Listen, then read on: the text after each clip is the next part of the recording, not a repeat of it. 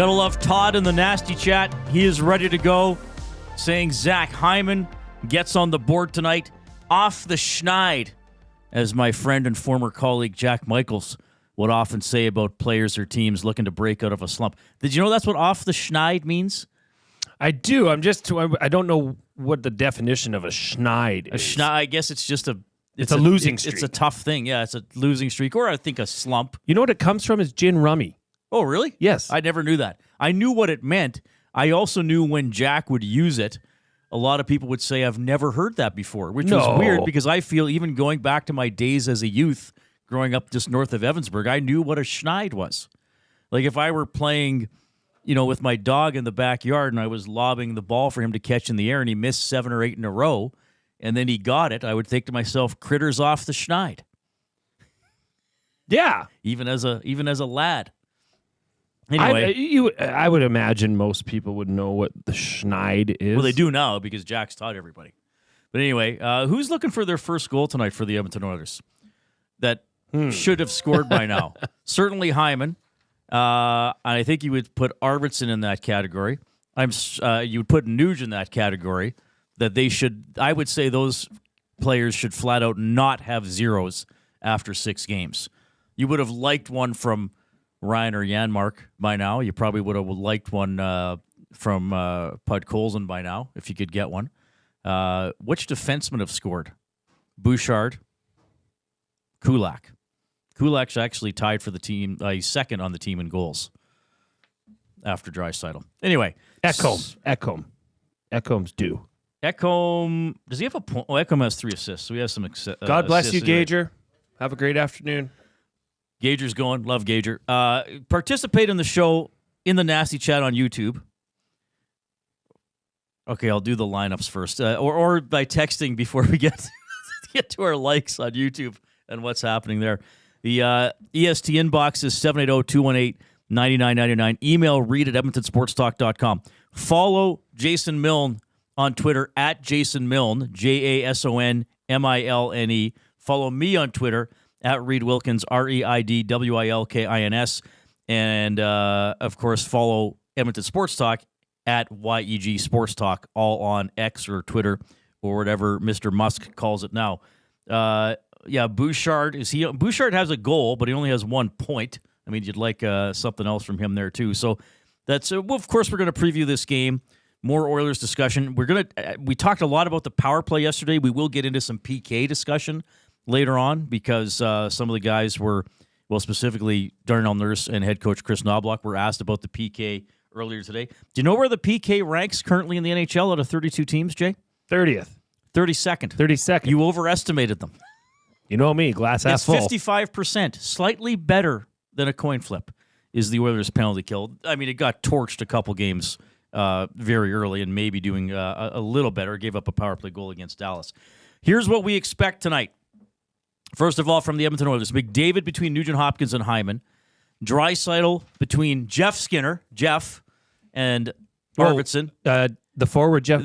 Forward not Jeff Skinner's at left wing. Yes. Okay.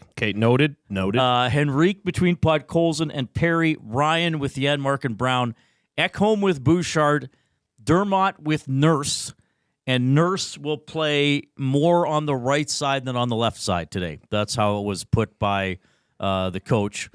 And Kulak with Stetcher. So Emberson comes out, and we'll have a comment from Knobloch as we move along today as well. And Stuart Skinner in net. Stuart Skinner, the goaltender Skinner. Not Jeff Stewart. Okay. For the Hurricanes, Aho with Svechnikov and Jarvis. That's a good line. That's a formidable line. Kotkaniemi with Jackson Blake and Martin Netchkis. Probably, I always butcher that name. Jordan Staal. Still, how old is Jordan Staal now? Can you double check? He's got to be getting up there. With Martinuk, local guy, took Drama and Leduc, and Carrier, Drury with Roslovic and Eric Robinson. Slavin and Burnt. Slavin's a good defender, and he's one of the guys that's done a better job on McDavid over the years.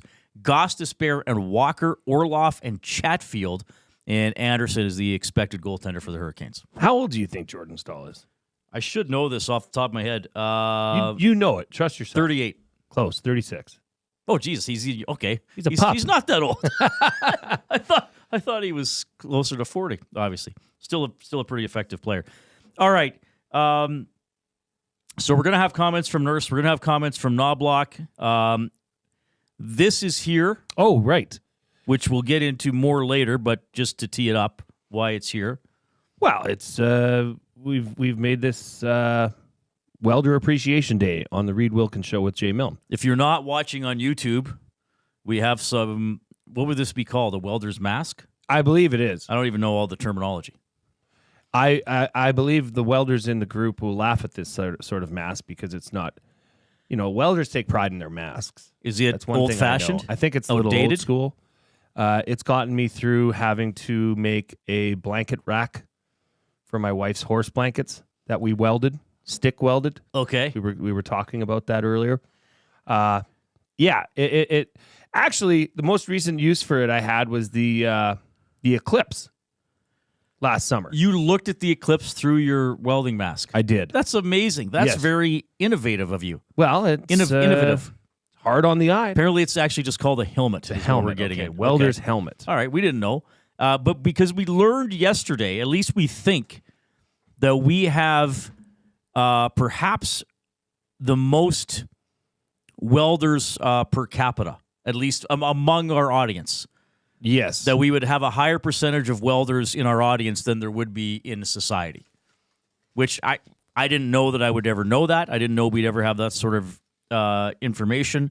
I didn't know that, that might be the case, but that's kind of what we thought yesterday based on some participation in the Nasty Chat. Well, we discovered that Smitty the welder is obviously a welder. Is a welder. X-Ray J is a welder. Yeah.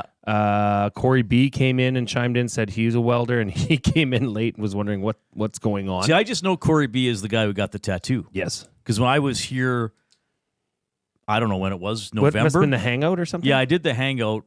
I think I did the hangout 4 times while I was at Ched. And it wasn't the one in September, the first one I did. Maybe it was November or January. And that's the day he was getting the Edmonton Sports Talk tattoo. Yeah. So that's how I always think of Corey B. The B is short for tattoo. Right. Makes sense. And Norman at Combine, also esteemed welder. Right. So I think that's a pretty good percentage of welders. Maybe we have more. I don't know. I don't know a lot about welding, but you had this helmet, so you brought it in today. Yep. I think it's a sign of solidarity. Welder solidarity. I think if there's a group of listeners you'd want to have around, I think not only welding is in their acumen, but general handyman, I believe. Yeah. And ladies. Well, and I'll tee this up a little later in the show. I'm going to have my top 3 for Fuge Sausage. It's going to be my top 3 fun facts, things I just learned today about welding. Yeah, and you're not going to want to miss that. Well, the welders will say, yeah, thanks, Reid. We already knew that. Well, maybe they won't. Discovery day. Well, there's one that's maybe a little more of a deep dive maybe into the history of welding. So I don't know if it would be the one thing I pulled up or that I found. I don't know if it would be necessary to know this to be a welder. But maybe they know it. I don't really know how common knowledge this one thing would be. How common it would be. Why don't we call it #welderdarity? Like solidarity / welderdarity. Apparently, X-Ray J is not a welder. Or he's actually riffing on something Stoff says all the time. I lack the skill, coordination, and liver to be a welder. Yeah. Anyway, looking forward to your that's top part of the show today. But of course, Oilers and Hurricanes. By the way, the Canes are 2-2. The Oilers, of course, are 2-4. We've been talking a lot about special teams. The Canes' power play is 9th in the NHL at 25%.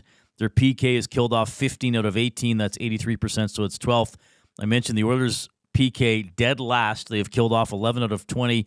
And the power play is 30th, somehow not last at 6.7%, going 1 for 15. But we talked a lot about the power play yesterday. I think everybody has heard from me on the power play that I think it's going to recover and have another very productive season. I realize they got to start doing it, but the PK, and we touched on this a little bit yesterday, that despite all the talk about the power play, I think it's more reasonable to be concerned about the PK. and we're going to give some numbers later on during buying or selling that I think back this up. And we'll see what the Nasties think. Maybe they think, oh, no, there's some good things going on there. I'm not sure about that. And as usual, I'm going to combine in some things that happened last year. And I know we always get comments, don't talk about last year, don't talk about last year. But I'm not talking about last year. Oh, they started poorly and they made the Stanley Cup final, so the same thing's going to happen this year. No, I'm talking about trends and personnel, right? That's why I'm not concerned about the power play, because it's been good for 5 years with mostly these people on it, right? The PK, there has been some other changes, and I think maybe I don't think it's going to go 55% also. Can you imagine? Well, I mean, and I think, there was a couple of people that chimed in yesterday and alluded to the level of concern for the power play is not near, I guess, pales in comparison to the level of concern for the penalty kill. Right. Which I think, I don't know if concern is necessarily in order for both, but I think you've got a great reasoning to why you think the penalty kill will come along. X-Ray J says, pro tip, Reid, we use X-rays to ensure the internal integrity of wells. Okay, that's good to know. So X-Ray J then, is he a pipeline inspector? Because I believe that's a very important role. And does that involve some form of X-raying? Well, yeah, I think there's machinery or scientific technology thingies that can that's what they're called. X-ray the weld, right? To make sure there's no imperfections. Oh, I see. Yes. Right. So when you butt two pipe up against each other, and you probably have weld to go back and check this year after year to make sure it's still.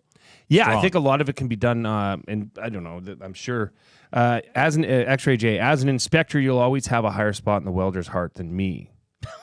At Reid Wilkins. That's amazing. Okay, so if you're watching on YouTube, hit the thumbs up button. Oh, yeah. Right. If we get to 100 thumbs up, we get a morsel of something, some sort of sustenance from Dustin Nielsen, the owner and grand poobah of Edmonton Sports Talk. So he said this week, he goes, guys, every day this week you get 100 thumbs up. I will give you a small portion of the ingredients needed to make chocolate chip cookies. So yesterday it was the chocolate chips. If you're watching on YouTube, here's a bag of about, I don't know, maybe 24 chocolate chips in a little baggie.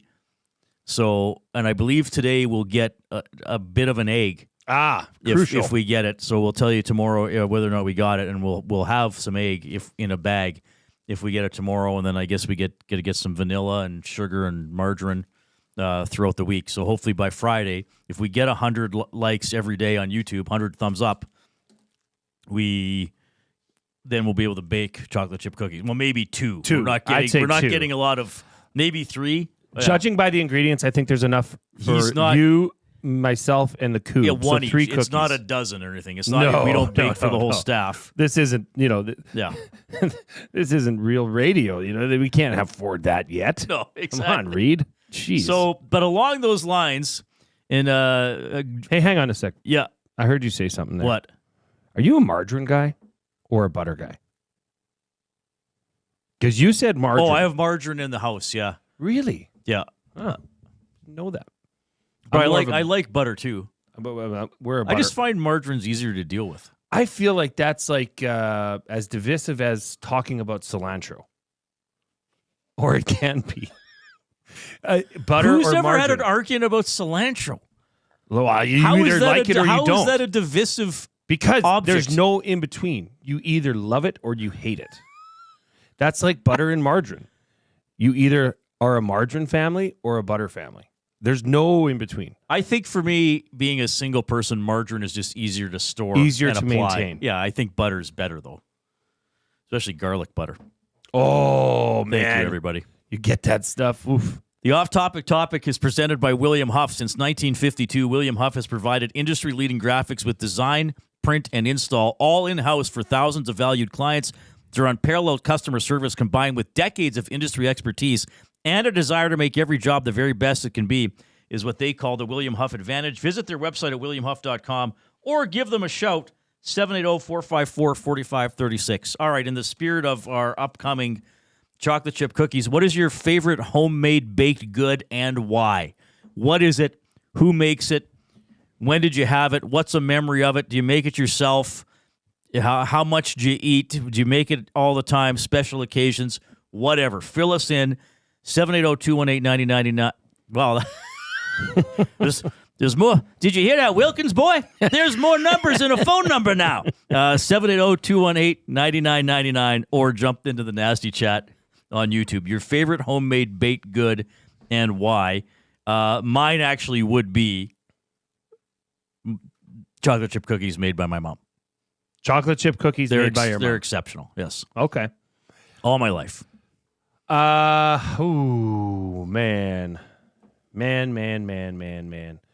You know, Min Darwal earlier in the week posted a selection of bananas from ripe, to overripe and beyond.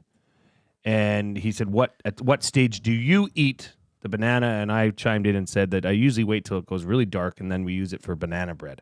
Oh, because we are a banana bread house. And my daughter can make banana bread now.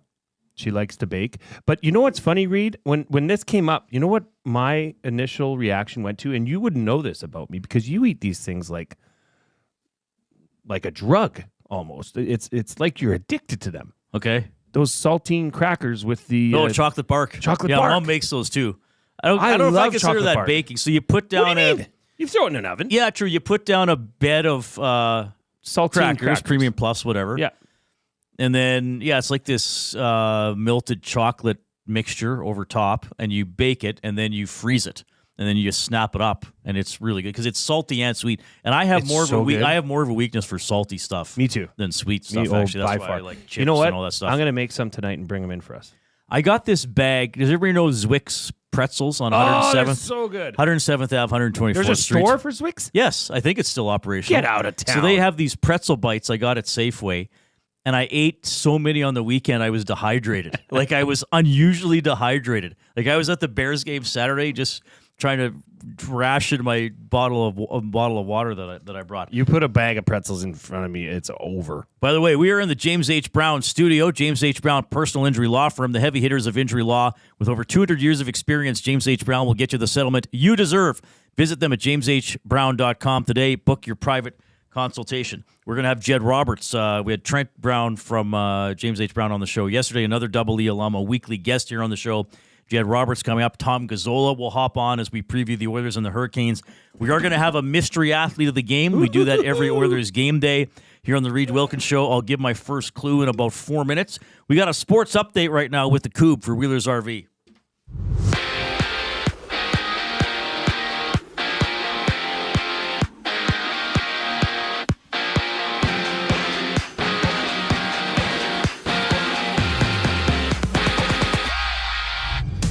The Oilers are back in action facing the Carolina Hurricanes, and you can catch Tom Gazzola and Hernan Salas at 6 o'clock for the GCL Diesel Oil Stream pregame show to set you up for the action right here on Edmonton Sports Talk. Head coach Paul Maurice has signed a multi-year extension with the Florida Panthers.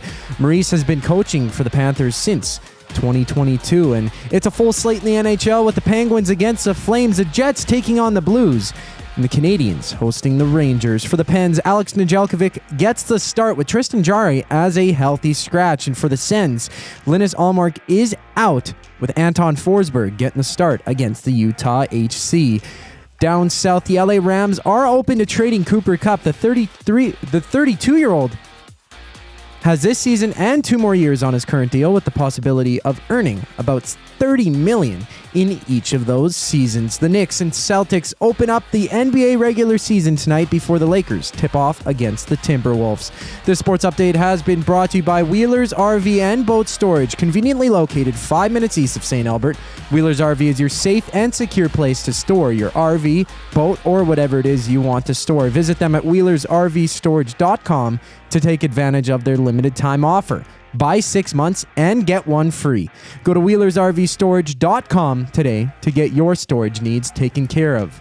The Reid Wilkins Show with Jay Milne continues just after the break. I'm Zachary Kubish for your sports update. Ready for an unforgettable sports experience? It's the EST Fly Away to LA. Presented by the 780. Listen daily for the EST Flyaway keyword. Once you hear it, text us at 780-218-9999 for your chance to qualify to fly to LA. Round trip flights for two, hotel and car rentals, all to go see Edmonton face off against either LA or Anaheim. Plus, experience the brand new Intuit Dome as the Clippers tip off against the Warriors, and top it all off with the Rams kicking off against the Cardinals at SoFi Stadium. This is more than just a trip. This is the ultimate sports experience. The EST Flyaway to LA, presented by the 780 and Edmonton Sports Talk. Your clear choice for Edmonton sports. Fuge Sausages makes their meat with nothing but the best local ingredients. From chicken, beef, and pork, their gluten-free sausages are packed with flavor. Every single bite. Get a 10% discount when mentioning Edmonton Sports Talk in-store or use the code EST when shopping online at fugesausages.ca. Plus, you get free delivery on orders of $100 or more. Find them at 6736 99th Street. Fuge Sausages. You can't beat our meat.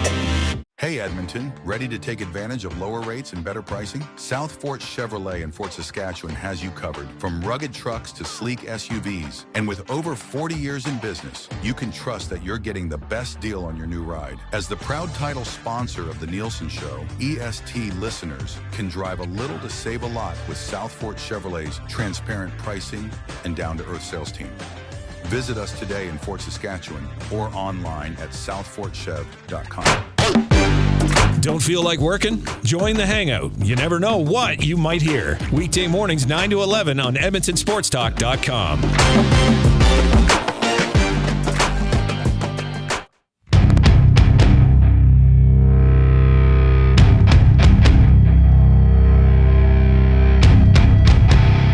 The song that sounds vaguely like the Terminator theme somewhat reminds me of it at the very beginning. As we are on Edmonton Sports Talk, your clear choice for Edmonton sports, along with Jay Milne, I'm Reid Wilkins, Zach Kubish, working behind the scenes and bringing you your sports update. I will have the first clue for our mystery athlete of the game for Hudson's Canada's Pub shortly, but we have an off-topic topic today that has piqued the interests and taste buds of people. What is your favorite homemade baked good and why? The Big Uke, tossed up between peanut butter / butterscotch Scotch squares, or my mom's Say that 3 times. peanut butter / butterscotch squares. I was just sloppy. Or my mom's chocolate chip cookie with vanilla and homemade caramel sauce. Ooh. Corey, every Saturday night, I make a 12-inch carrot cake with lemon slice, pecans, and cream cheese icing. It's gone by Sunday. That does sound pretty good, though. I couldn't have the pecans on. What do we have in the text line? Why 12-inch? Is it just the pan size? Well, aren't the pans 12 by 9? 13 by 9. 13 by 9. Well, maybe he has a border around it. My mom makes tiramisu. Unbelievable. That comes in from Bronco Nick. And this one comes in from Tube Socks. Good day, Mr. Socks. Tuber. My favorite baked good is chocolate chip cookie baked by Reid's mom, but with butter substituted for margarine. Okay. So Yeah, I'm not sure what my mom uses when she bakes. I don't know if she uses I think butter it's or quite margarine. common in baking to use butter. You use butter, right. But Trent H., my mom's peanut butter cookies, and it ain't close. Apple crumble with vanilla ice cream, simple and delicious. That's from Rob from the So he Grove. makes the apple crisp himself. Or crisp or crumble, what did he call it? What's the difference? Yeah, I think I always called it apple crisp. but Crisp. That's the same as apple crumble. It, Yeah. I believe it is.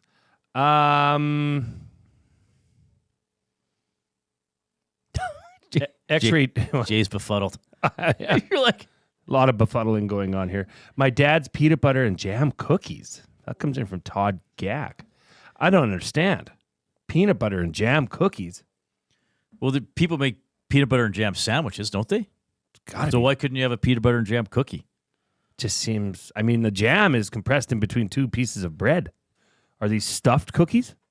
Is this a new thing? I don't know. Is this the Uncrustable of homemade cookies? Because they have peanut butter, I wouldn't know anything about them. You know what they say? It's got to be jelly because jam don't shake like that. I think that was a That's Dutchie. incredible. I think that was a Dutchie back when he was on Did Dare Sports Night Dietitian say that? on ITV. That's pretty good. good. Old Channel 8. Yeah, Channel 8 or Channel 13, depending on where you were. All right. Ooh, score bar cake from Kevin. I don't think I could have Score, though. Why? Does Score has nuts in it, doesn't it? No, it's chocolate and caramel. Oh, is it not nutty? Have you never had a scoreboard? Dustin had his first scoreboard the other day. In that case, I probably, but I don't eat a lot of. I'm going to go get a chocolate bar, and if on the rare occasion I do, I will get a Mars bar. You've never? Oh, if you can have a Mars bar, you can have a score bar. A Mars bar and a score bar are the same thing, except it doesn't have the nougat, and the caramel in a score bar is hard. So it's a hard bar. Oh, okay. More like chocolate bark. So you're telling me you've never had a score? I probably Blizzard? have, but I don't. No, I thought Score had nuts. Oh my gosh. Okay. Well, I know where we're going for lunch tomorrow. Gonna be pooping our pants around here with all the Dairy Queen. Just we're getting eating. a bunch of Dairy Queen.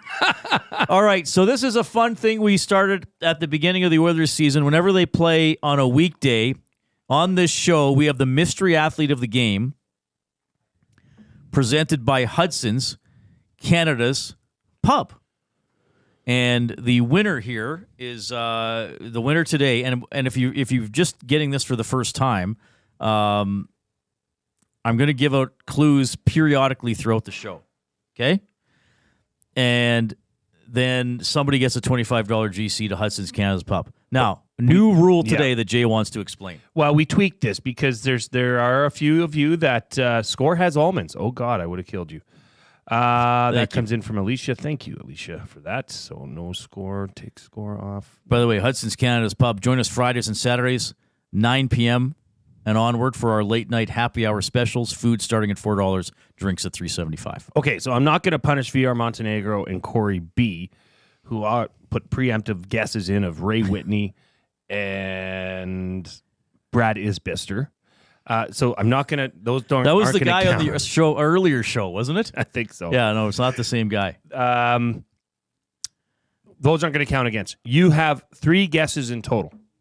Because what we've noticed is that people are just hammering off. They just pick any and random all players names. hoping that it might be the right person. Coob? Now, that brings a question to my mind. So if people... What if people, they don't give a guess right away? They just wait until the That's second fine. and 3 third guesses hints. total.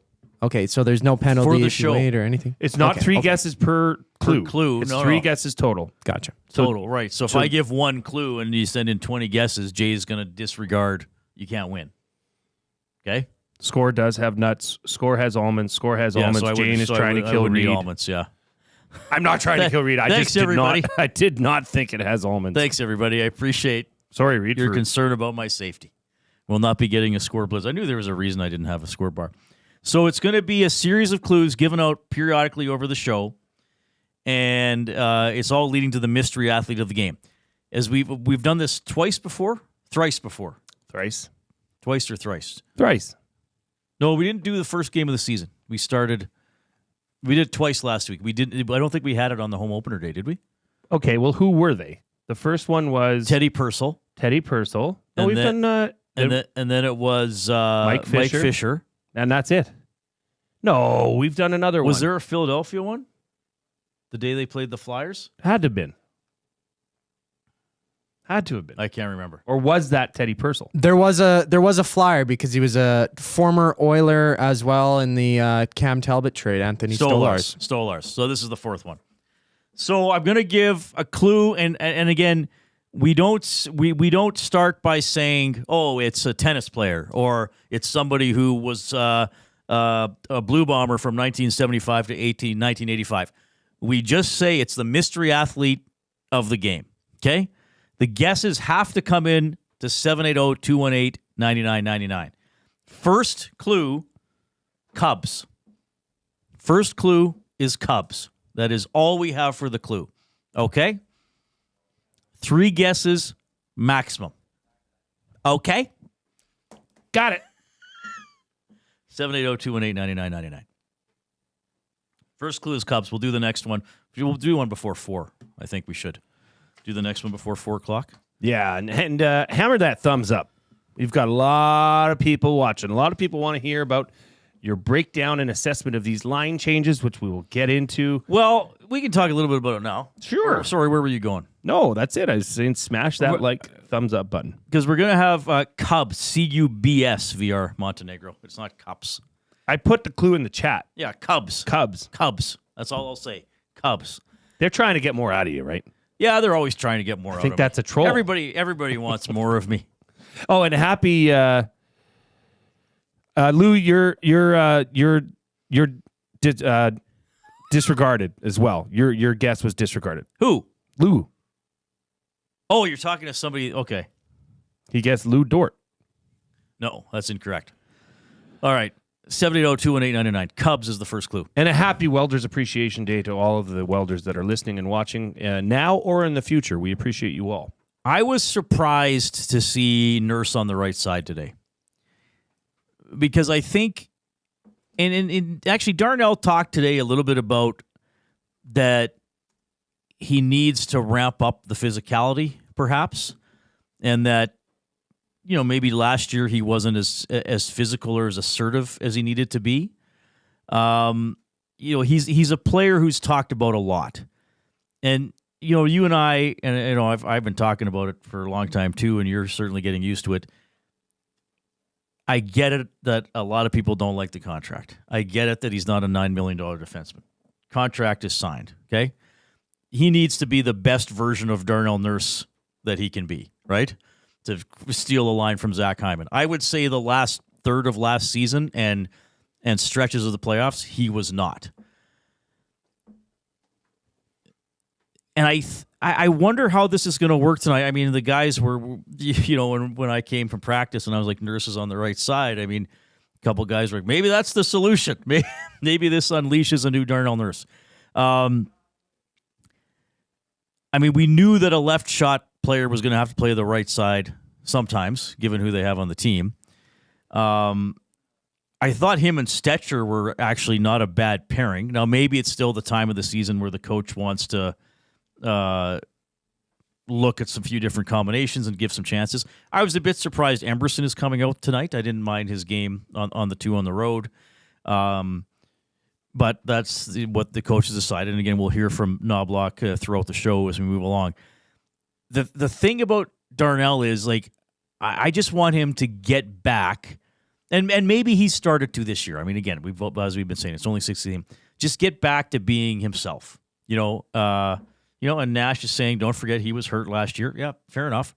Now, when you say get back to being himself, Reid. Okay, so physicality? Skating, yeah, and he doesn't have to crush guys, but good positioning, rubbing guys out, taking away their sticks, being strong on the puck, you know, not getting turned around in the defensive zone, not losing his and look, of course it happens occasionally to every defender, no matter who you are. But happened to Bush in Dallas. Yeah, it happens. I mean, used to happen to Duncan Keith in his prime in Chicago. It happens. But, you know, last year, and fair comment from the person who said maybe Nurse was playing a little bit banged up through well, we know that he was, because he, you know, that still was lingering in training camp a little bit. I wonder too, you know, he got passed by Ekholm last year, like definitively passed on the left side depth chart. You know, so did that change his vibe, how he looked at his role, all that kind of stuff? I don't know. But he just needs to go out there and sort of cancel plays. And I do think, like, I really think the first 2/3 of his season last year was pretty good. And look, everybody, I know there are some of you out there that you watch Darnell Nurse or you pick a player that you don't like on the team you cheer for, and you just thrive on them making mistakes. It is funny, though. But if you watch, when he's playing well, if you watch him closely, you know, when he's playing well, he makes a lot of subtly good defensive plays. You know, when he's playing well, stopping the cycle, you know, sealing off a guy on the rush, advancing the puck to a forward when he's got a guy checking him and on his back, you know, playing hard on the penalty kill. I know if you go back to when he was drafted, you know, he's 7th overall, maybe he'll run the power play, maybe he'll do this. But I think he can just be a solidly good defender. And I do think for most of his career, as he's matured, he has been that. But here's the thing I would say. My concern about him on the right side is that, you know, in years past when he's had to maybe take on a little bit more responsibility or change something, he's struggled a little bit. Like Clefbaum, and I know I'm flashing back a few years, but like Clefbaum was hurt once and Nurse was on the power play, and just his whole game kind of dropped off because he had another sort of thing to worry about, right? So we'll see how he does on the right side. It might not be for the entire game. He might still take shifts on the left side. Maybe he'll go over there and it'll be awesome. That's what I was kind of chuckling at. Like, well, He's going to start on the right side, but we're probably going to see him on the left side as well. I mean, if you're going to try it, try it. I mean, some of the greats in the NHL played on their offside, and so why not? This is a position that the Oilers have been desperately looking for a long time, right? Yeah. And why is it so inconceivable to have a player play on their offside defensively? Well, Knobloch's going to talk about the pluses and minuses to that. I mean, if you're going back to retrieve a puck in the corner, then if you're on your strong side, your stick is right there on the forehand to potentially fire it up the wall to a winger. If you're going back on a penalty, well, the penalty kill is different, I guess. But a lot of times it's easier to dig pucks off the boards while you're on your forehand. I would say would be my short answer to that. But yeah, guys, I mean, the Red Wings I think one year the Red Wings had all left shot players on the team. Right.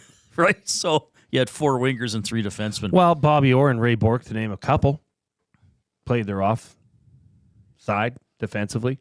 Well, Bourque would play half the game, so he was probably play it all over. But oddly enough, I mean, and I know we got to get into a break here, but there's some changes made on the forwards too that I was a little bit surprised with. Okay, yeah, we'll dive into that. I got my top 3 fun facts / things I didn't know about welding coming up as we're doing Welders Appreciation Day on the Reid Wilkins Show with Jay Milne. We got a sports update with Zach Kubish presented by Advantage Sports Medicine.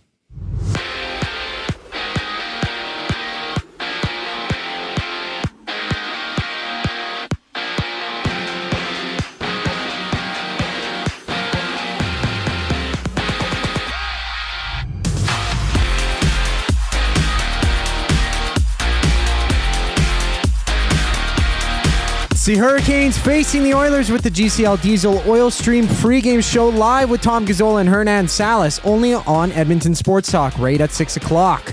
Paul Maurice has signed a multi-year extension with the Florida Panthers, being named the coach of the team back in 2022. And there's 16 total games on tap, with matchups between the Lightning and the Devils, the Red Wings battling the Islanders, and the Avs meeting the Kraken. Out in Pittsburgh, it's Alex Nedeljkovic getting the start with Tristan Jarry as a healthy scratch. The Philadelphia Flyers have activated Nick Seeler off the IR, making him available for tonight's game against the Caps. And down south, Mike Evans of the Buccaneers is expected to be out for next week's game after suffering a hamstring injury last night. For the Rams, a 21-day practice window has now opened for Puka Nacua, giving the LA Rams the option to determine if they'd like to take him off the IR. Sticking with the Rams, LA also places Cooper Kupp on the trade block, with Kupp having the remainder of this season and the following 2 years under contract.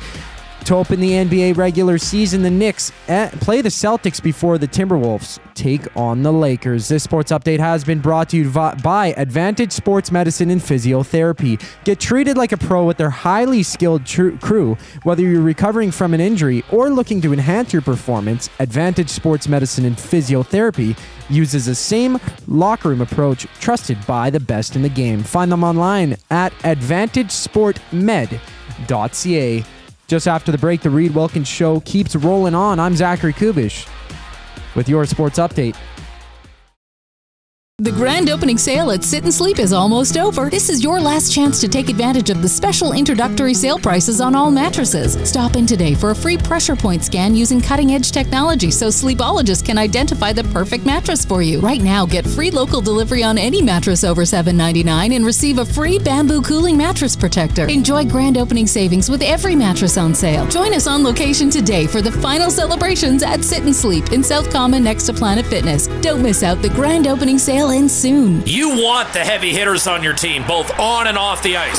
If you've been injured in a car accident, call the heavy hitters of injury law. James H. Brown and Associates, Alberta Injury Lawyers. With over 200 years of combined injury law experience, their precedent-setting lawyers are ready to help. Locally owned and proud Edmonton Oilers fans, James H. Brown and Associates wants to support you with their unrivaled experience, unrivaled results, and unrivaled commitment. When accidents happen, head to jameshbrown.com.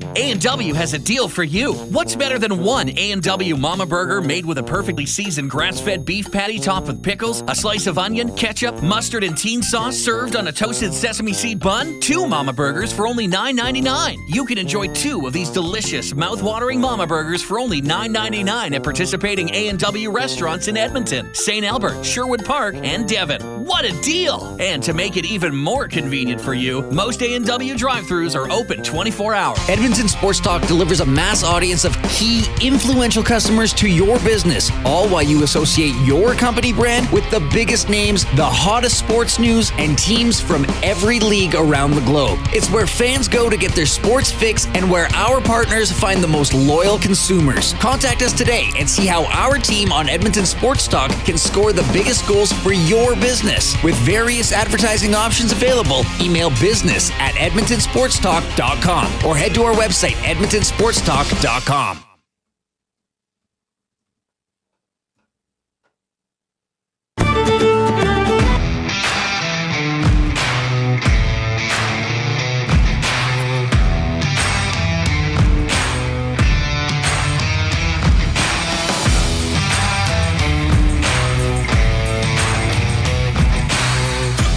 All right, here we are. 3:45. Oilers Canes tonight at 7. Edmonton Sports Talk has you covered with the GCL Diesel Oil Stream pregame show starting at 6. That's right after this show. And then Tom and Hernan back on after the game. I think I'm going to hop on for the postgame show as well, as the both teams looking for their third victories of the season. Hurricanes, Gostisbehere, speaking of defensemen scoring, Gostisbehere is their leading goal scorer. He has 3 goals, and but no assists on the season. Who do they have? Brent Burns does not have a point for them. I know he's a defenseman, but usually he scores. Kotkaniemi has not scored for them. Roslovic has a couple of goals. So both, I mean, I know the Canes are 500, but both teams probably wishing they would have started the season a little better to this point. 780-218-9999. Do we have any baking or other stuff you want to get to first? Or we don't need to give out wrong guesses yet. Not No, yet. not but yet Rusty for the- Shackelford said peanut butter pie and angel food cake with ice cream. I do enjoy a nice angel food cake. Okay, cool. And my mom's Black Forest cake that comes in from Meat. I don't know if that's a misspell or if his name is actually Meat. Probably a nickname. Hey, Meat. Hey, Meat. Wasn't there a guy named Meat in Porky's? Couldn't tell you. Okay. You have not seen Porky's. Have not. Fair enough. And X-Ray J is hammering the EST inbox here with pictures of welds, inspection welds that he's inspected. Okay. Very interesting. External bends of a 3.5-inch boiler tube inspection. Who would have known? Well, not me, because he could have told me it was anything, and I would say, yeah, that's good. Wow. That's pretty interesting. All right. You're going to hear from Knobloch and Nurse as we move along today. Jed Roberts and Tom Gazzola will join us. The off-topic topic is, for William Huff, is your favorite all-time homemade baked good and why? So give us a little story behind it or why you like it or something like that. So the general consensus here in the EST inbox, and I've seen a couple of people say it now on the Nasty chat, is that Darnell Nurse now is guaranteed to score. Well, here's the thing. I wonder what the Oilers have are. only scored 2 goals per game. That's pretty underwhelming in the National Hockey League. So especially, again, given this line. And you know what, Jay? We've been talking a lot about the power play not producing. I mean, I don't think their 5-on-5 game is producing. It's not as if, they're getting 2 5-on-5 goals per game and they're losing 3-2 because they're not getting that third goal on the power play. I mean, their 5-on-5 game isn't exactly lighting it up. Now, again, first 35, 38 minutes in Dallas, pretty much how you'd like to play 5-on-5. Most of the game in Nashville, pretty much how you want to play 5-on-5. As the game went on against Philadelphia, better 5-on-5 play. So maybe they're coming around there. But this is not just, okay, it's all the power play because they don't score. They're not scoring 5-on-5 either.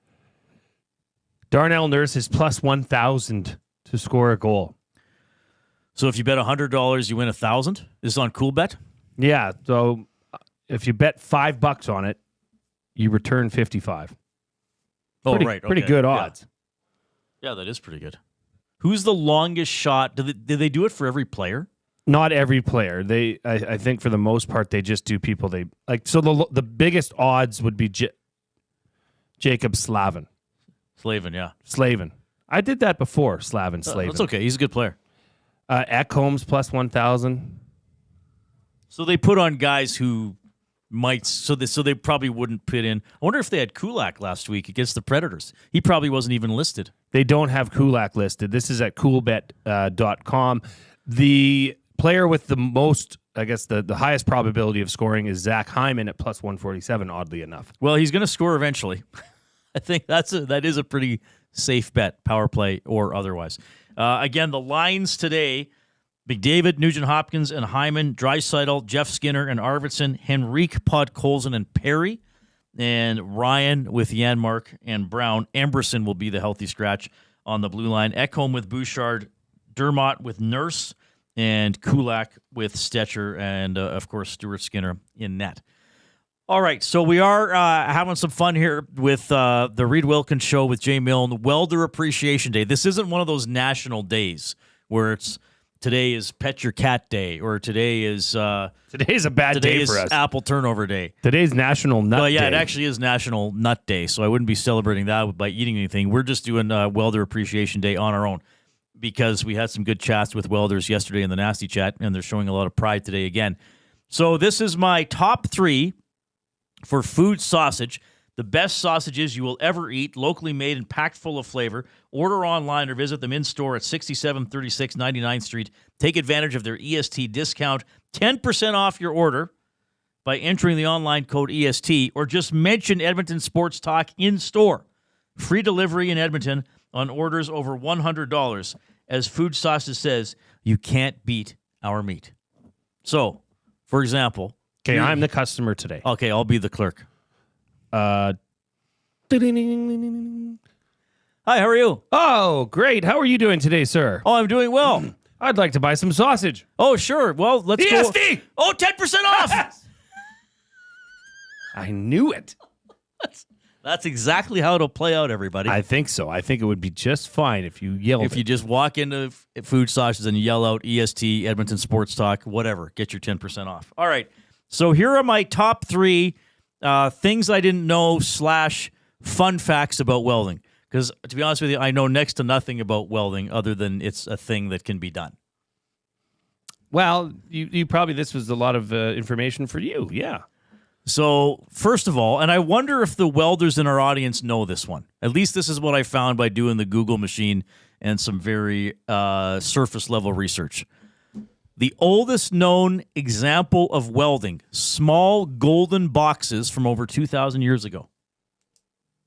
Gold. Small golden boxes from over 2,000 years ago. Apparently the oldest known example of welding. I wonder how they welded that. Is anybody in the Nasty Chat or listening have any experience in welding gold? Yes, especially from 2,000 years ago. Well, we may not get that answer. But would you have to weld gold with gold? I don't know. You must. I guess. I know so little about it. I'll take your word for it. Okay. You actually know stuff about welding. You brought in the welding helmet. I know very little about welding. Like I said, I bought some pieces of metal and I welded a rack. Just stick welded it. So Okay. that's where you point and you have a stick and you just feed it and everything sticks together because there's a lot of electricities going in the in the air. Yeah. I did it. It was sloppy. Like if X-Ray J was to come and inspect the welds on this, he would not put a stamp of approval on there. He would be like, denied. Yeah, he would not. Yeah. Yeah, we slapped plenty of coats of paint on that thing. All right, so apparently the oldest known example of welding, small golden boxes from over 2,000 years ago. Now, this next fact I didn't know, and Jay knew it, and then this is, I guess, a pretty basic welding thing, but this is the level of my ignorance about welding, which was almost I wouldn't say complete. ignorance. Well, I didn't know this. It's just not in your world. There are 4 kinds of welding. and I hope I have these correct. MIG, TIG, stick, and flux core. Oh, you knew that, Coop? Yeah, I learned all 4 types of welding in high school. You got them. MIG, Really? and then MIG has another name as well, wire welding or something like that. Yeah, I was looking up. There were some alternate names, but these are kind of the simplest ones. MIG, TIG, stick, and flux core. Okay, so here's my questions to the welders in the audience. And again, this might be a laughably ignorant question, and I accept that. If you are a welder, do you do all 4 types, or do you specialize in one? Oh, that's a great question. And if you specialize in one, might you still sometimes be expected to do another kind if no one else is available or just needs to be done? I honestly don't know. I've also got a question. You know, when you see a rig unit rolling down, or a welding rig rolling down the highway, the truck that has the huge unit in the back. What is that? Is that a MIG? Well, I don't know. A TIG? You know? GMA? Oxygen acetylene welding. But I think that's one of the other types, just with a different name, I think. Got it. I think MIG, TIG, stick, and flux core might be sort of not abbreviations, but the simplest way to say some of the terms, I think. Waddy in Cloverdale says, you welded the rack, Jay? Surprised you didn't just use glue. The glue guy. That's awesome. Well, welding is a form of gluing, I suppose. I guess. Yeah. It's a form of sticking things together, kind of. Form of, yeah. Yes, but so I don't know that. If you weld, do you do all 4 kinds of welds, or are you specifically? I don't know. I'm just wondering. And then the third fun fact / thing I didn't know about welding, and again, I'm curious now if the welders in the audience will know this. The Trans-Alaska Pipeline and the Empire State Building are 2 of the biggest welding projects in the history of welding. Wow. Yeah. The Empire State Building's not even that tall anymore. Isn't it like 106 stories? What about like the Burj Khalifa in Dubai? Okay, Mr. Modern History. I don't know. Well, you telling me they didn't weld maybe that? they did different stuff. I don't know. Maybe they bolted. This is what I looked up. I Googled biggest welding project. Actually, one of the biggest ones was the Emma Maersk ship. I think I'm saying that right. Maersk. Maersk. That's a shipping line, yeah. Oh, the Emma Maersk ship. Okay, so there was a huge... You'll see a train with containers on it that all say Maersk. Oh, neat. Okay. They're I've a never huge noticed that. shipping container company. I know that from experience. You watch trains as they pass you by. We used to order in a lot of containers at Yvonne's. I wonder if I were to jump on into an empty train car, where it would take me. Would my life have been different? Hobo Reid. Got my little microphone in a sack slung over my shoulder. They used to Who really. would I be interviewing next? They used to put in old-timey cartoons, they really presented hobos in a very positive light. In reality, I think that would be quite opposite. I don't know if not having a home and having to survive on train cars across the country is that glamorous. Used to go into train cars that either had an abundance of food or zoo animals, seemingly. So Corey B says he does all types of welding. Stick, MIG, and flux core. Okay, he didn't say TIG. Okay. So you'd got to do them all. Construction Curtis coming in. He says the Burj in Dubai was concrete. So barely any welding. See? So yeah, and I you're stand mocking correct. the Empire State I was not Building. mocking you. Hey, New York, I got your welding right here. Yes. We need that's like like Date Mike from The Office. That's like Date Reid. Hey there, girl. I don't remember that. You know Date Mike. Or no, Prison Mike. Sorry. Oh, wasn't that Carell? Steve Carell. Yeah, I did okay, yes. He was Mike, and then he was Prison Mike. So those are my top 3 fun facts / things I didn't know about welding. There would be about 4,000 things I don't know about welding. But there we go. Here it is. Gas metal arc welding is GMA. Gas tungsten arc welding is GTAW. Which is MIG. No. MIG, TIG. Yeah. MIG, TIG. Shielded metal arc welding is SMA. And flux cord arc welding is flux core. Okay. I wonder if they have to deal with flux capacitors. You're going to hear from Knobloch and Nurse in a couple minutes. We're going to do the oil understood for GCL Diesel. I got clue number 2 here. in our mystery athlete of the game for Hudson's Canada's Pub. Again, you are limited to 3 guesses, and the guesses must be on the EST inbox, texting 780-218-9999. So clue number 1 was Cubs. Clue number 2, the one I'm just revealing now, is Oilers. So the 2 clues are Cubs and Oilers. Okay? Okay. Edmonton Sports Talk, your clear choice for Edmonton Sports. Get to know the winners, props, plays, parlays, and more with Nielsen and Hustler. Weekday mornings at 11 on The Lock Shop. Only on EdmontonSportsTalk.com. Conveniently located 10 minutes west of St. Albert, Wheeler's RV Storage will provide you with safe, secure storage for your RV, boat, or whatever you need to store. Open 7 days a week with gated keypad access and extra large stalls. Now is the time to take advantage of their limited time offer. Buy 6 months and get 1 month free. Now's the time to go to WheelersRVStorage.com. That's Wheeler's RV Storage. Safe, secure storage. Visit them today at WheelersRVStorage.com. Celebrating 70 years in the signage industry, William Huff Advertising is the most recognized name in the game. An in-house, one-stop shop for all of your design, print, and installation needs. William Huff provides quality graphic solutions for everyone. Here in our City of Champions and throughout the nation, they're the preferred signage partner entrusted by many of the biggest corporations, pro sports teams, and organizations to bring their identity to life. Recognize the name, get in the game. WilliamHuff.com. GCL Diesel has been serving oil country since 1972. From diesel cars to SUVs to pickups. From farm tractors to school buses to a big rig. From diesel generators to forklifts, GCL can test, troubleshoot, and repair all diesel fuel system components. Whether it's injectors, pumps, turbos, filters, or additive, GCL has the parts you need to keep your diesel running the way it should. For genuine diesel parts at wholesale prices, visit GCL Diesel in the West End or online at GCLDiesel.com. GCL Diesel. Diesel understood. Wake up with the Nielsen Show with Dustin Nielsen and Lieutenant Eric. Weekday mornings 6 to 9 on EdmontonSportsTalk.com.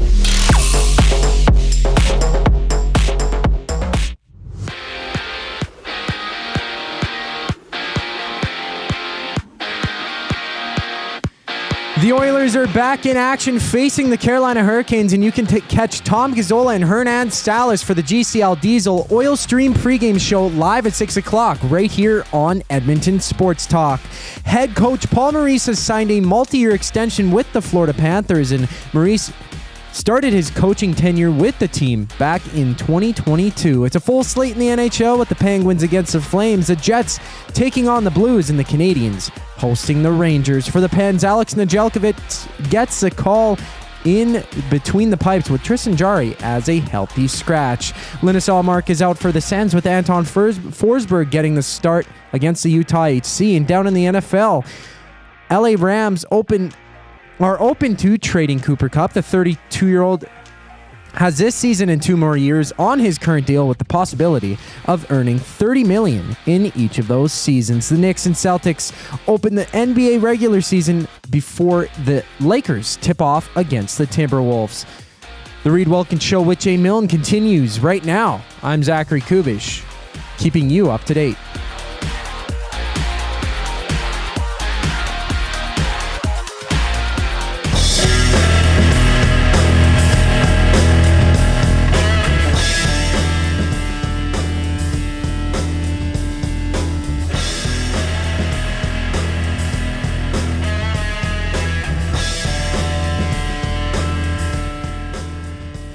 By the way, the reason I'm wearing, if you're watching on YouTube, the reason I'm wearing a collared shirt today, some would call it a dress shirt, is I'm going straight to Rogers Place from here for the hockey game. So we wear nicer clothes to the press box. I will not have a tie on today, but I usually go with suit and tie.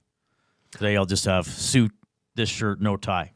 And if we get to 100 thumbs up in the YouTube, Reid will unbutton that shirt by 2 buttons. I would never do that, not even as a joke. I'm very modest. Knew you'd like that one. That is not happening, everybody. I'm serious. This isn't sarcastic, Reid. That is not happening. I will never reveal my body on this show. Oh, come on. Okay, this comes in from, it's actually Meet the Welder.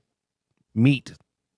Remember the name? Another welder. But yeah, he's a welder. Awesome. There's a lot of welders out there. It all depends on what your welding shop / job manufactures. Pipeline is all stick.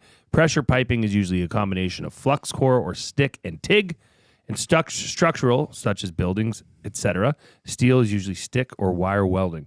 The rigs on the backs of those trucks are usually set up for stick welding. Cheers. Meet the welder.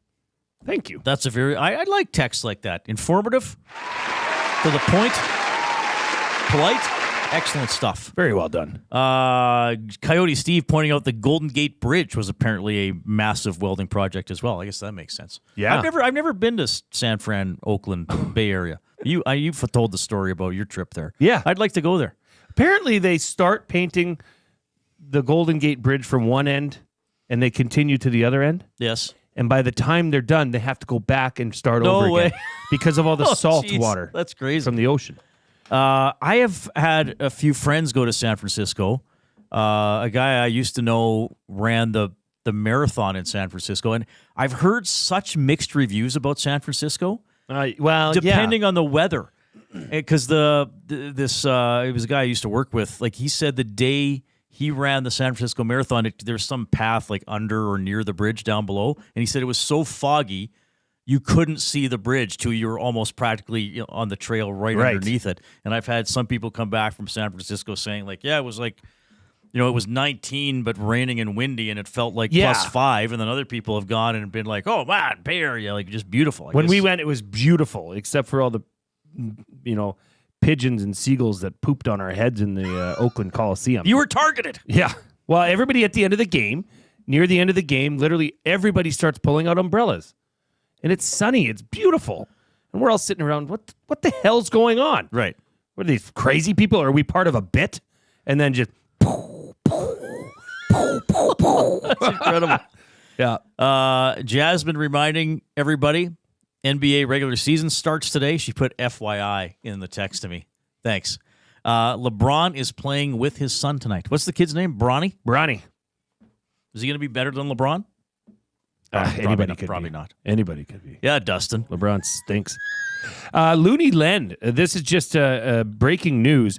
I'm sad to report that the Birds of Summer will not be at tonight's game. She is under the weather, maybe possibly the bird flu. You wanted to give Jordan Stahl the double bird. Hey, old man. Yeah.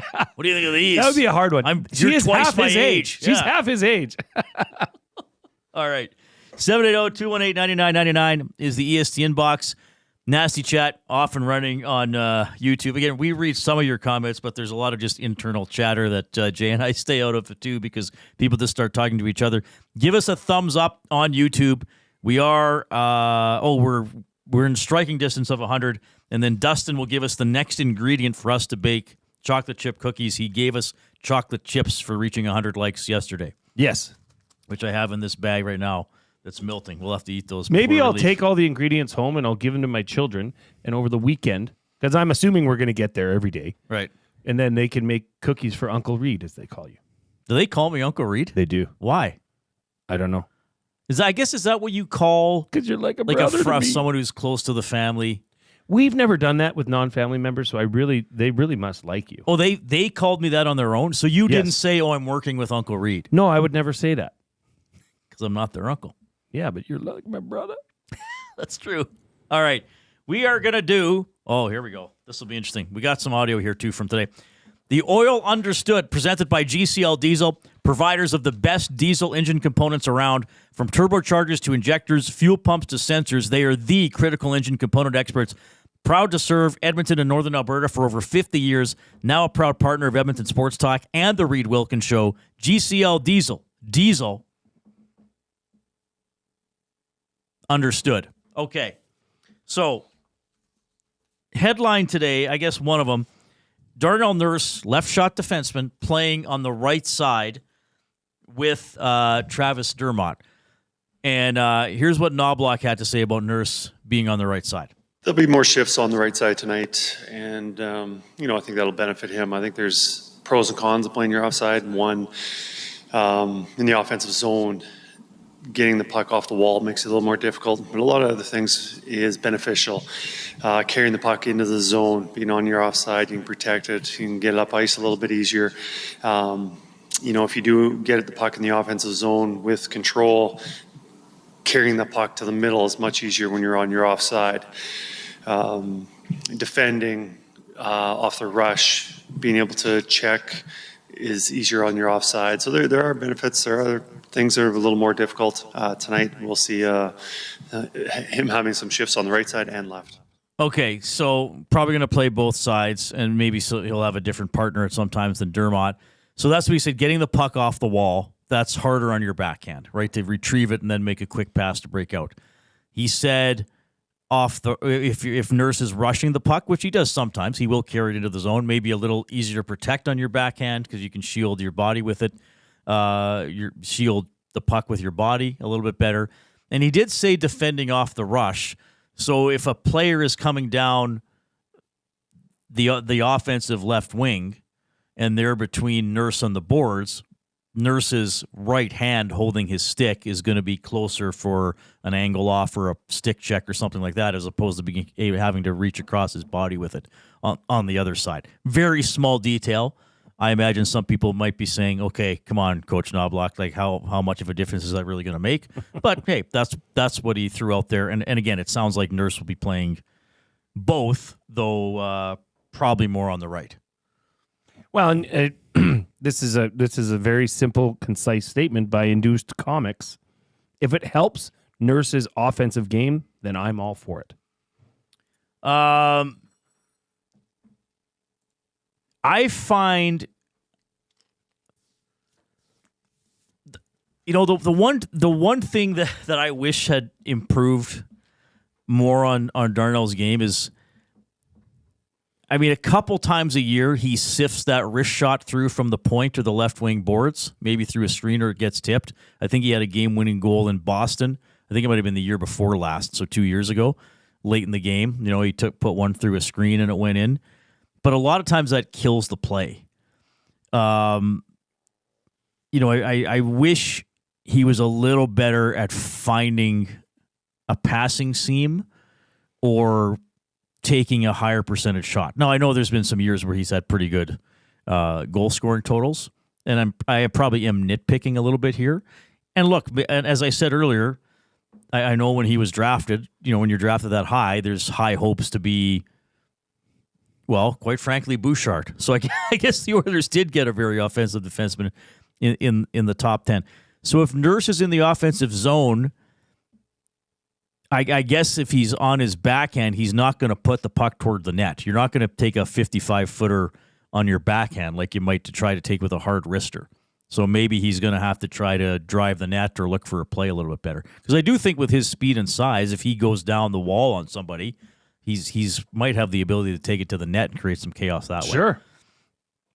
I don't know. I think I'm kind of nitpicking slightly here with some of this, but right now they're looking for goals on offense anywhere they can get it. Well, and it's funny. I don't think many Oilers fans had this on their bingo card. Was Knobloch's known for making changes and switching things up, but changing a defensive side was not really in the cards for most. And the thing you have to remember too, I'm not saying that coaches do things just for the sake of doing them. They want to win each individual game. But I also think that they are trying to there is a certain aspect in any sport to, we're building our game. We recognize on October 22nd we're not going to be as good as we are in a month or 3 months or for the start of the playoffs if you get there.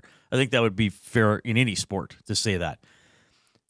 So coaches kind of always want to know, okay, can a guy do that if we need him to do it? Because sometimes injuries don't give you a choice, right? So if you need Darnell on the right side because something, bad happens later on in the season, well, maybe hey, he's done this before. And, Rob Brown used to make a good point because sometimes, I don't know if it's maybe once a month, a few times a year, the Oilers will end a practice with a shootout, okay?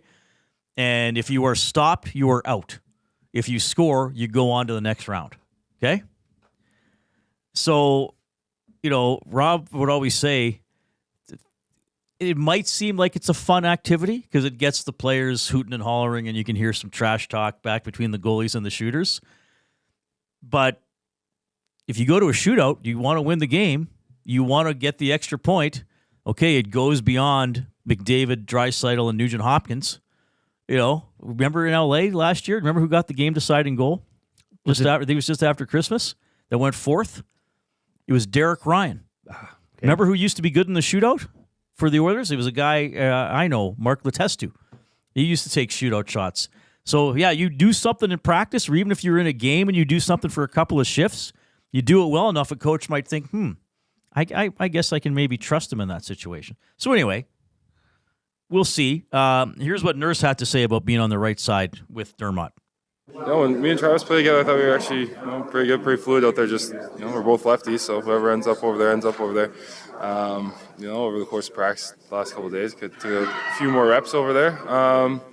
Your angles are a little bit different. What you're seeing is a little bit different. You got to make some adjustments, whether it's skating more in certain situations and knowing where the puck's going to go before you get it. But at the end of the day, it's just hockey on a different side of the ice.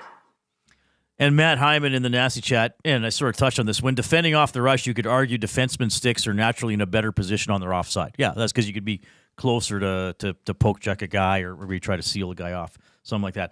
And I was a little surprised Eberson came out today. And Knobloch was asked, okay, you're taking Eberson out, so how did you feel about his 2 games on the road? Yeah, I thought it was fine. It wasn't outstanding, it wasn't exceptional, it wasn't terrible. I think, we've got a 7-man rotation. We got 7 D-men, and 3 of them have been pretty much rotating. So, I know there's more from Ty. It's just tonight he's going to be our odd guy out. So are they rotating Dermott, Stetcher, and Eberson? Is this no? Again, it looks like they're rotating early. Eberson and Dermott.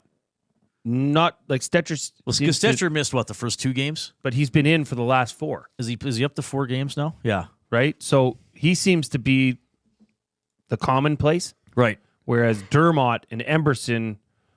And out of the 2, I've much preferred the play of Eberson, to be honest. Yes, so have I. That's why I was surprised he was out. Sure. Today. So why then, Reid? I don't know. Are they trying to get Dermott going, or they? I don't know if sheltering is the right word. Or are they being careful with how they bring Eberson along? You don't shelter a guy at the 4th defensive position.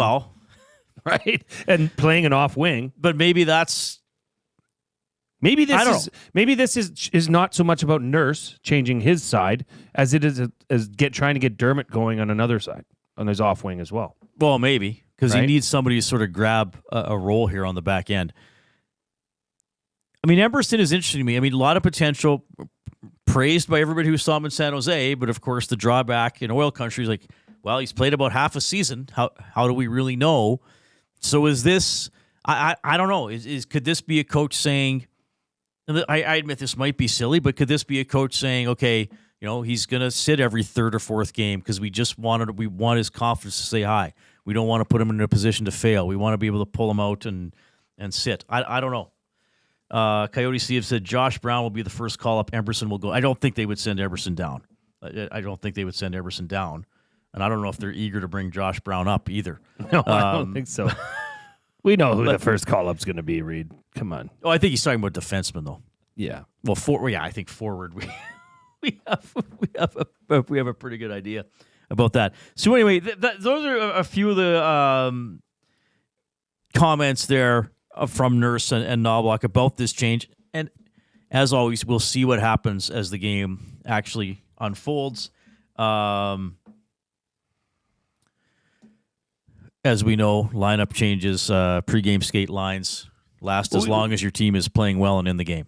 Well, we haven't even talked about the forward changes all that much. Oh, yeah. What do you want to touch on there? Right? I mean, I just, is that surprising to you that Henrique gets, dropped down to the 4th line center position? I think Henrique, Podkolzin, and Perry's the 3rd line tonight. Ah, okay. Yes. That's the order they went. I think Ryan, Janmark, and Brown. And Knobloch even said something. I didn't cut the clip, but he said something along the lines of today it's a little bit of a reward for Pod for how he's played. They seem to be happy with how Podkolzin is playing. Sure. And Perry's been playing. Can't argue with Perry. No, you can't. So that, Quite frankly, though, I can't argue with how Connor Brown has been playing. No, I think that bottom six has been carrying that team offensively. Well, they got the big goals that got it going against Philadelphia and Nashville. Yes, absolutely. So, but I think that the Henrique, Podkolzin, and Perry, that's the third line today. Gotcha. 780-218-9999 is the EST inbox. You can jump into the Nasty Chat on YouTube. Hit the thumbs up button, please, so we get more ingredients from Dustin for our end of the week chocolate chip cookies. This has been the Oil Understood for GCL Diesel. We have a sports update with Zach Kubish presented by Sit and Sleep.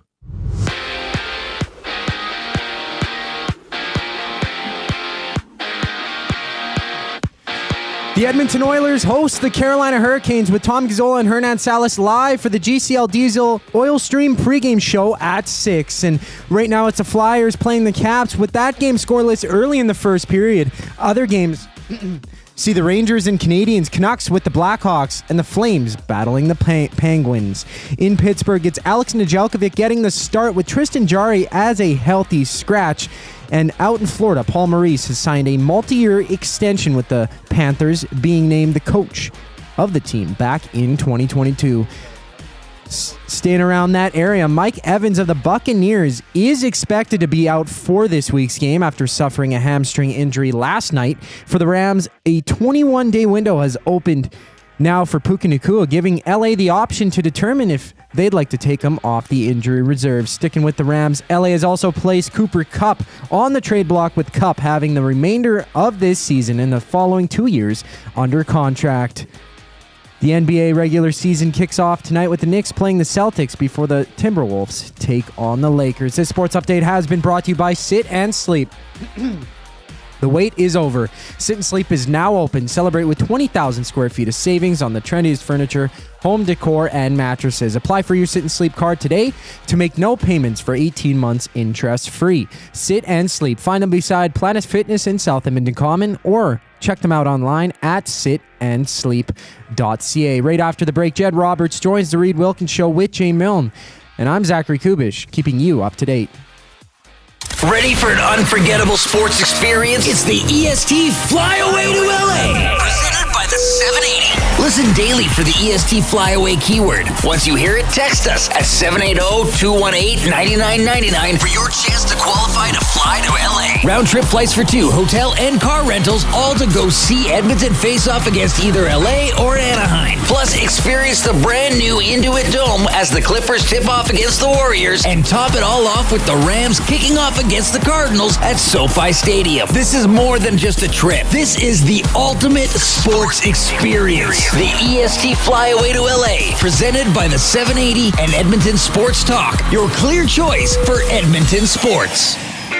Your brand deserves more than just a whisper, it deserves a buzz. At the Hive Product Marketing, they specialize in promotional products that bring the buzz. From eye-catching giveaways to unforgettable keepsakes, they got the perfect products to make your brand stand out and get noticed. Visit the Hive Product Marketing and let them create the buzz your business deserves. The Hive Product Marketing, the official merch partner of Edmonton Sports Talk. Visit them online at thehiveproductmarketing.com. If you've been injured in a car collision, let James H. Brown and Associates, Alberta Injury Lawyers, protect your interests. They'll be there every step of the way to help answer your questions and help you get your life back on track. Trust Alberta's precedent-setting injury lawyers with their unrivaled experience, unrivaled results, and unrivaled commitment. When accidents happen, call James H. Brown and Associates, Alberta Injury Lawyers, 780-428-0088, or go to jameshbrown.com. Gallo LLP is an Alberta-based accounting firm with expert chartered professional accountants in both our Edmonton and Sherwood Park accounting firms. Our experienced and innovative accountants provide financial advice that saves our clients money. Simply put, we help our clients protect their assets and grow their businesses. At Gallo LLP, they go beyond the numbers to ensure the continued success of your business. Reach out to Preet or John to discuss how they can help your business grow. Visit gallollp.ca today and see how they can help you take your business to the next level.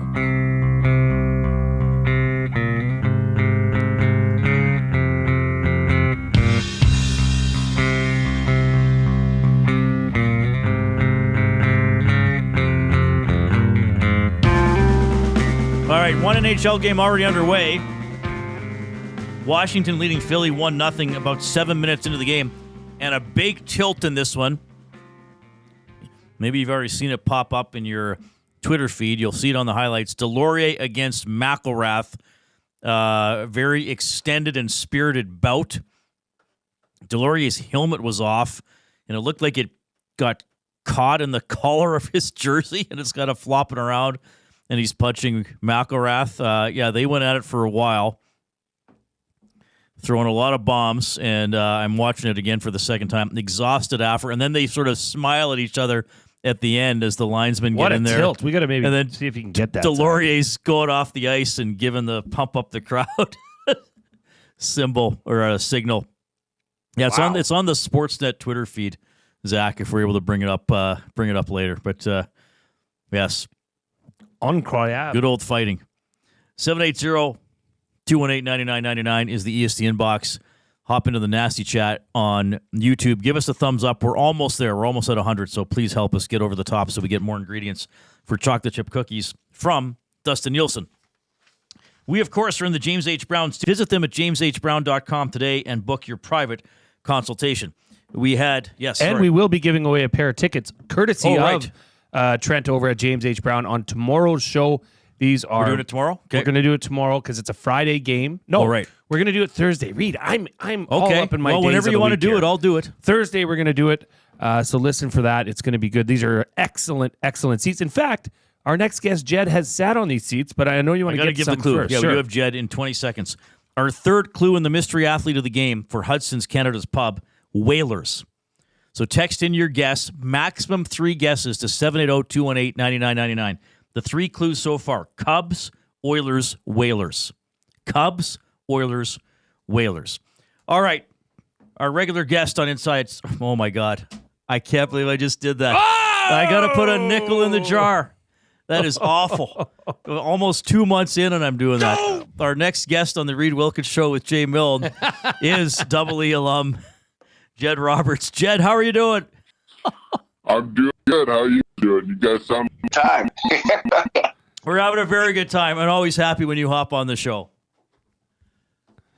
Yes, Jed. I just wanted to catch up with you. There's been a lot. There's a lot going on in the sports world, obviously, and we'll get into some Oilers stuff. But our off-topic topic today is an interesting one, and I'm sure you have some good opinions on this. But what is your favorite homemade baked good? Wow. Homemade baked good.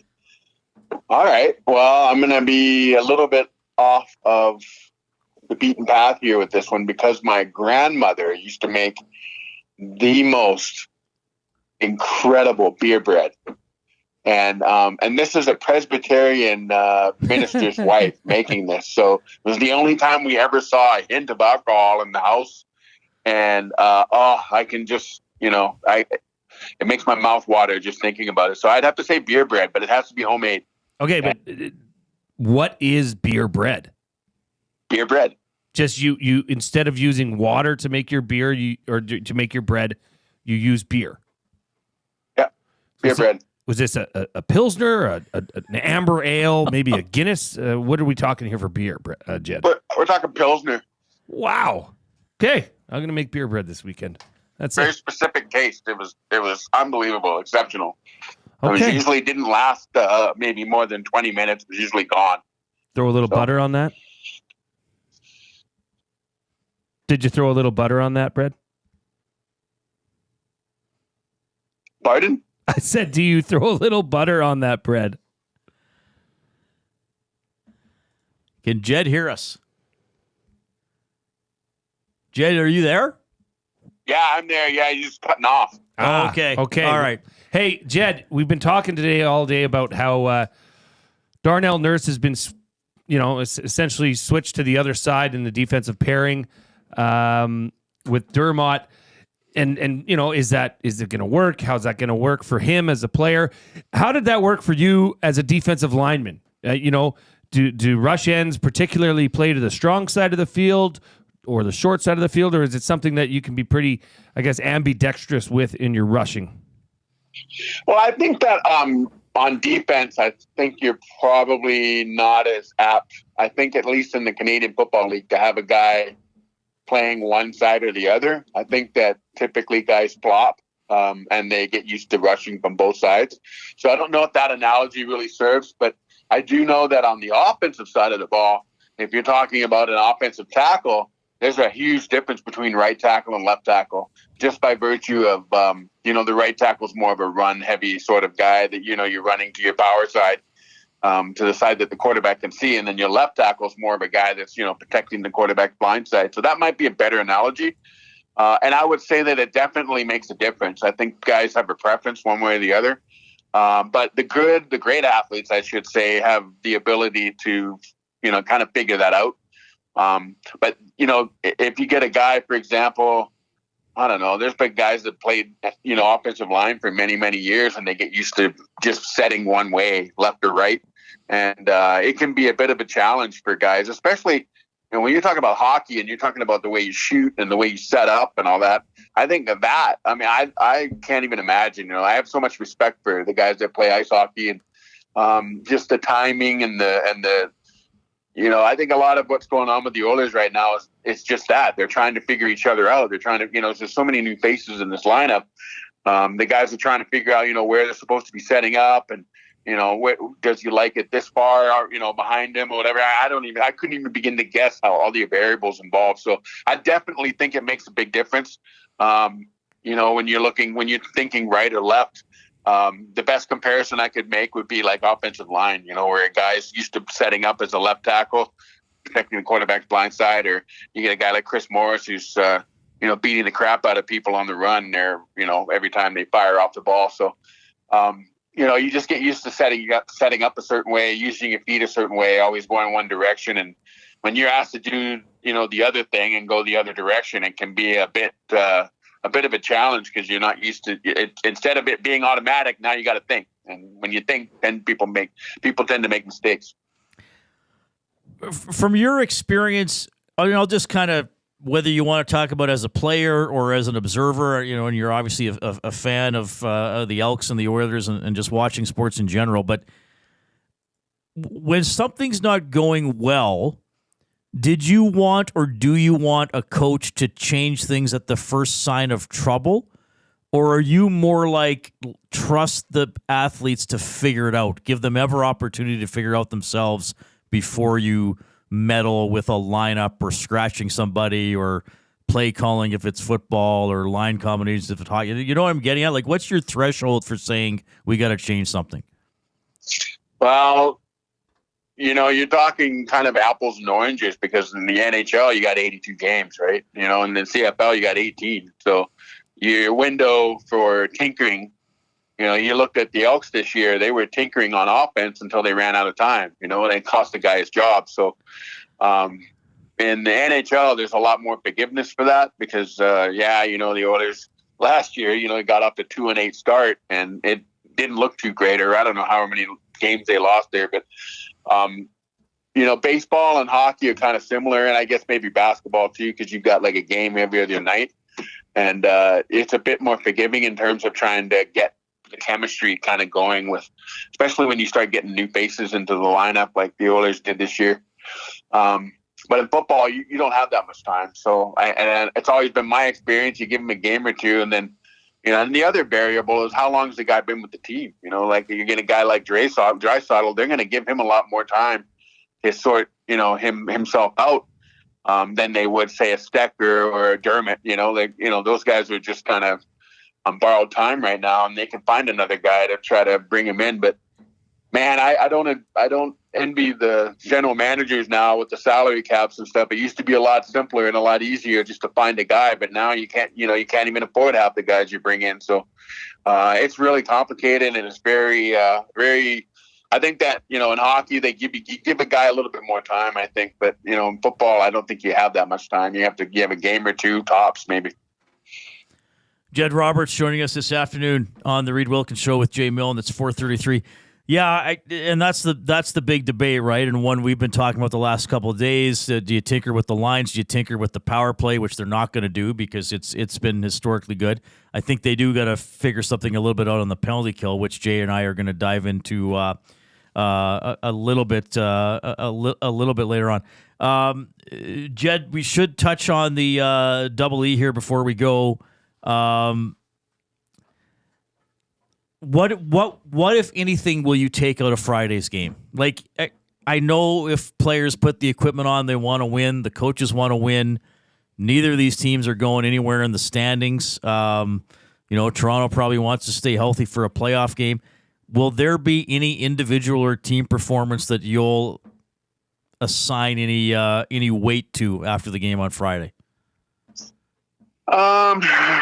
I'm a special teams guy, and I've always been kind of I always prefer to watch those facets of the game, because that's where you really see the guys that nobody pays attention to. And I think that the teams that do really well have the best group of guys that do that. The guys that run around, don't care who gets the credit, but and they tend to do better plus minus in terms of getting the ball back from the opponent. Their takeaways are probably up in the high pluses there.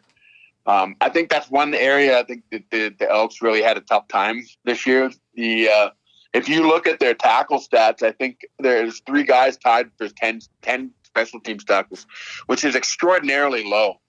And I'm not really sure why that is. I don't know if, I'm not really sure. And then you've got your number 1 draft pick who's only got 7 special teams tackles. And that's, and even you're not on defense, you got to make your name on special teams. And that's where you get, that's where you earn the respect of the guys in the room. And I think that's kind of going to be the area I'm looking at. I want to see somebody step up. I want to see somebody, sort of take over and make some plays and kind of serve notice that, next year I'm coming in, I'm going to take somebody's spot. Although that linebacking core is pretty tough to crack. I'm talking more like the backup Canadians that, the ones that want to get some playing time, they need to start stepping up and making plays on special teams, because that's one area they got beaten pretty good this year. Jed, I just want to ask you one more question here. And I asked it, we had your close friend Trent Brown on the show yesterday, and I asked this very question to him as well. Just in terms of how you view this season as a whole, for the Edmonton Elks, would you consider this season to be a success, a failure, or somewhere in between? I would say it's somewhere in between. I think that if they can win the game, it's an improvement on last year, and they can build on that. I think that it's somewhere in between, just because there's so many different things going on. You get the ownership that changed hands. You're still trying to figure out who the team president's going to be. You don't really know what the GM situation is going to look like, head coach situation. So, if they can finish on a positive note, that bodes well for the product on the field, and it kind of sends a message that, the guys on the field, at least, are doing their part. And as long as the guys can keep everything organized off the field, that should trend in a positive direction. Again, that's assuming that we get Trey Ford back and, green and gold, and we get, there's going to be some dominoes that will have to fall on that in that respect, I suppose. But I think it would be success, a relative success if they won. I think that it's somewhere in between, though, because there's so many different things going on right now with this club, and it would just be nice to finish on a strong note and build on that for next year. Jed, love having you as a weekly guest on the show. Always enjoy your thoughts. Hope you and your family are doing well. Always love talking sports with you, buddy. We'll see you soon. All right, we'll see you again soon. I got to get in there one of these days. Yeah, drop by. Yes. Come hang out with us. All right, let's do it. That is Jed Roberts, Double E alum, weekly guest here on the show. We'll talk more about the Elks closer to Friday's game. And then, of course, next week, I think Monday, they'll kind of do their season-ending media availability. If they do win on Friday, and yes, it's not a quote-unquote meaningful game. If they do win on Friday, they will have gone 7-4 in their last 11 games. Something to build on. But, they started 0-7. Last year they started 0. When's the last time they won a game in June or July? Right. It's been a while. Problematic. It is problematic. It's not meaningless if you rode with the glue guy earlier in the year, because we need that win. Yes. To get over 6.5 wins, Reid. And Oh, you took over 6.5 at a bet? Like, I didn't know that. Okay. Yeah. And then they started at 0-7. Jeez. Yeah. So what were they, 0-5 when Jarius took over? So, Yeah, I mean, then there was some hope. Yeah, well, then what did we say? Well, I don't know if you said. I kept saying if they get to 8 wins, they'll make the playoffs. Yeah. Now, that may or may, I guess it would have depended. Yeah, I mean, I always try to be positive. If they do beat Toronto, they will have been 7-4 in their last 11 games with losses to 2 to Winnipeg, 1 to Montreal, and 1 to Saskatchewan, who may be the best 3 teams in the league right now. But still, you're playing uphill the entire season, and that's pretty frustrating. I don't know if I'm going to call the season like a complete failure, but it's pretty darn close still to me. Organizationally, though, there was some positives. And, I think the outlook is quite a bit more positive than it would have been at this time last year. I don't know about that, because last year a lot of people thought, okay, we got a quarterback. I'm talking simply because of the private ownership of this team. Okay. And that they have an opportunity to gut and start fresh. Okay, but again, and bring back that prideness of being a part of this community. But it's like I've been saying, he's got to hire the right people, whether it's the 100%. board or the owner. I mean, look, I'm not saying this to disrespect anybody, but I have no idea how Larry Thompson's going to do as an owner. I still have to see that. I still have to see who he hires. I know the board got crapped on the last few years. I get that. I know there were coaches and GMs that didn't do a good job.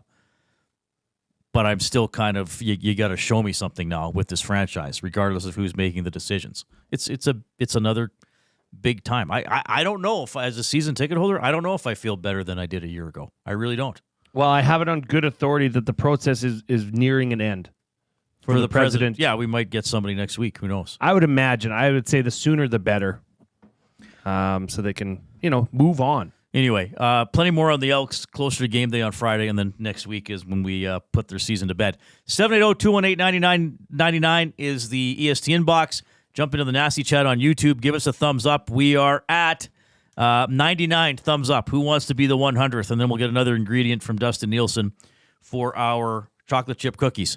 Should I give the fourth clue now? I don't know. Nobody's even sniffing this one. No one's even sniffing. Should I give it now? Let's go. No, let's review the first 3. First 3 clues for our mystery athlete of the game for Hudson's Canada's Pub. You get a $25 GC if you're right. Cubs, Oilers, Whalers. Cubs, Oilers, Whalers. The next one, I think someone's going to get it after the next one. Preemptive applause. No, we did it. We get our next ingredient. We got 100. We did thumbs. We have 100 of your thumbs, everybody. Thank you. Thank you. We got a sports update with Zach Kubish.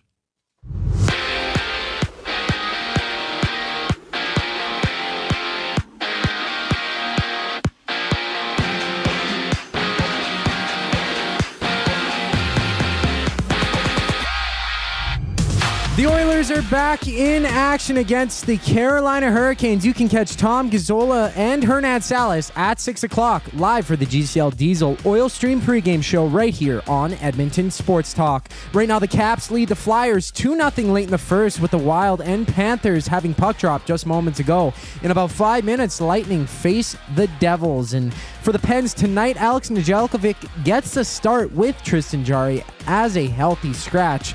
For the Sens, Linus Ullmark is out with Anton Forsberg getting the call to start in between the pipes against Utah HC. Down south, Mike Evans of the Buccaneers is expected to be out for this week's game after Huff suffering a hamstring injury last night.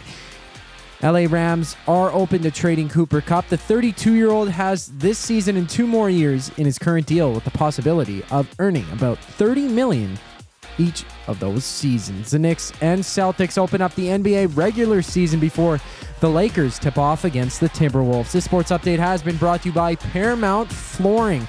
Proudly family-owned and operated for 33 years, Paramount Flooring is your full-service flooring and tile supplier. Whether you're a homeowner, renovator, or builder, Paramount Flooring provides the flooring to best fit your lifestyle and budget.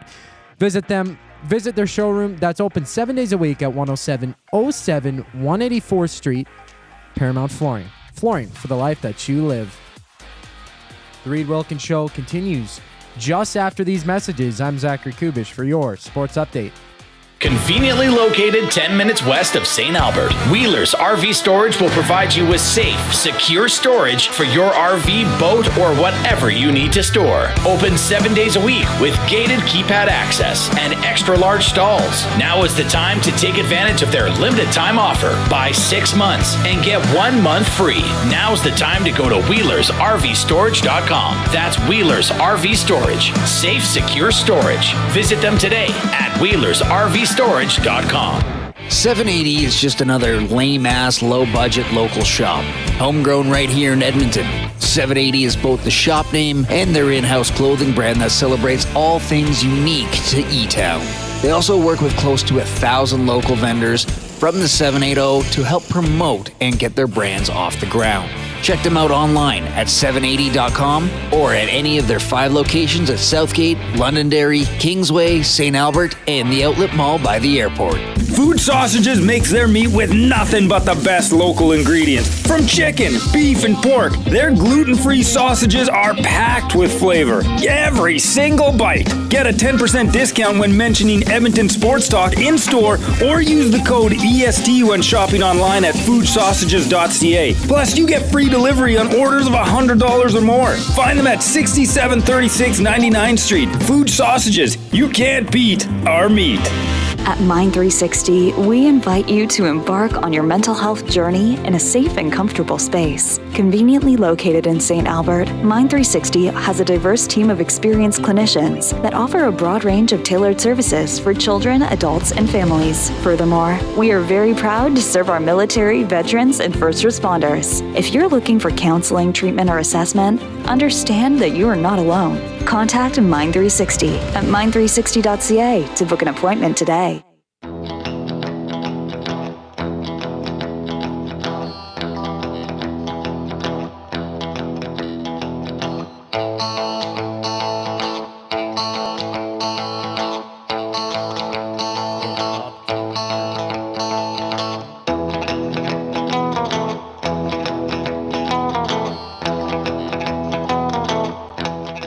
Okay, yeah, that Washington Flyers game late in the first period caps up 2-0. Both goals shorthanded. In that one. Speaking of being shorthanded, that leads us into buying or selling, presented by Damon Bunting, a consistent top-producing realtor in Greater Edmonton and among Western Canadian RE/MAX realtors. He and his team would love to help you find that right home or make the move from your current home. Community-driven, he understands what it takes to make a difference in our city. Check him out, DamonBunting.com.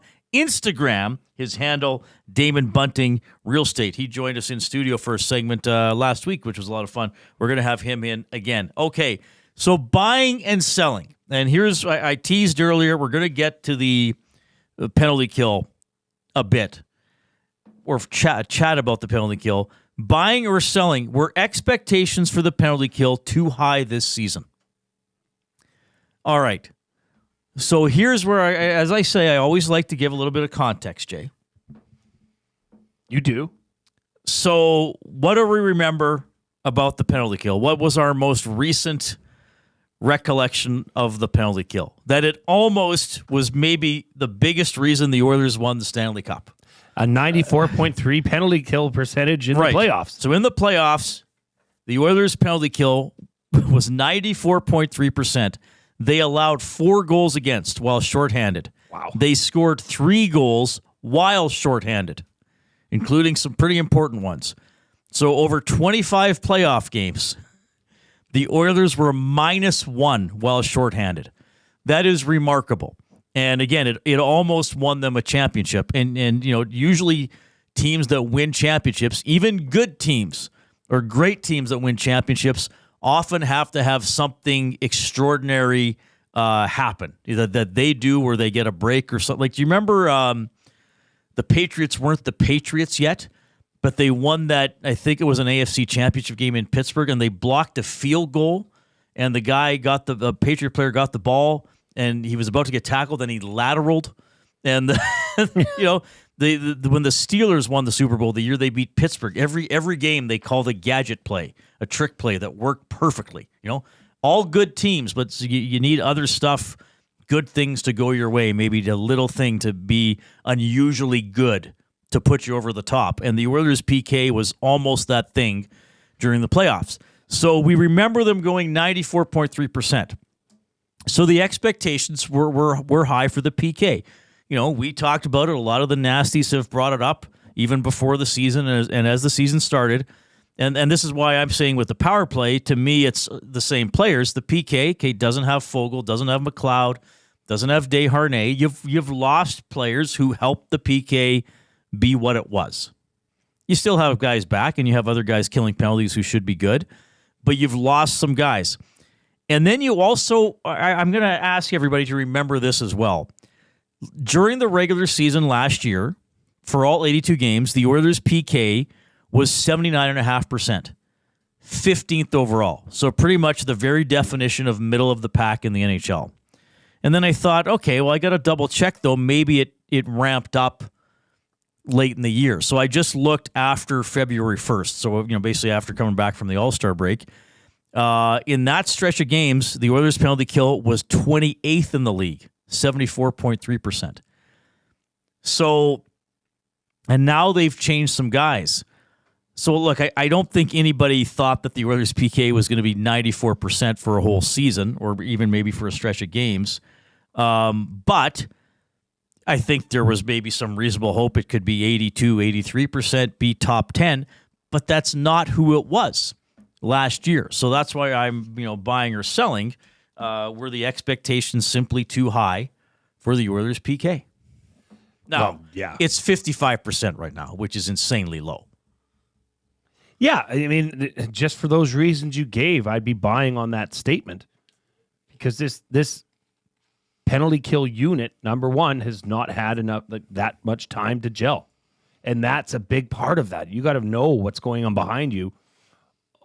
Almost like you have eyes in the back of your head, right?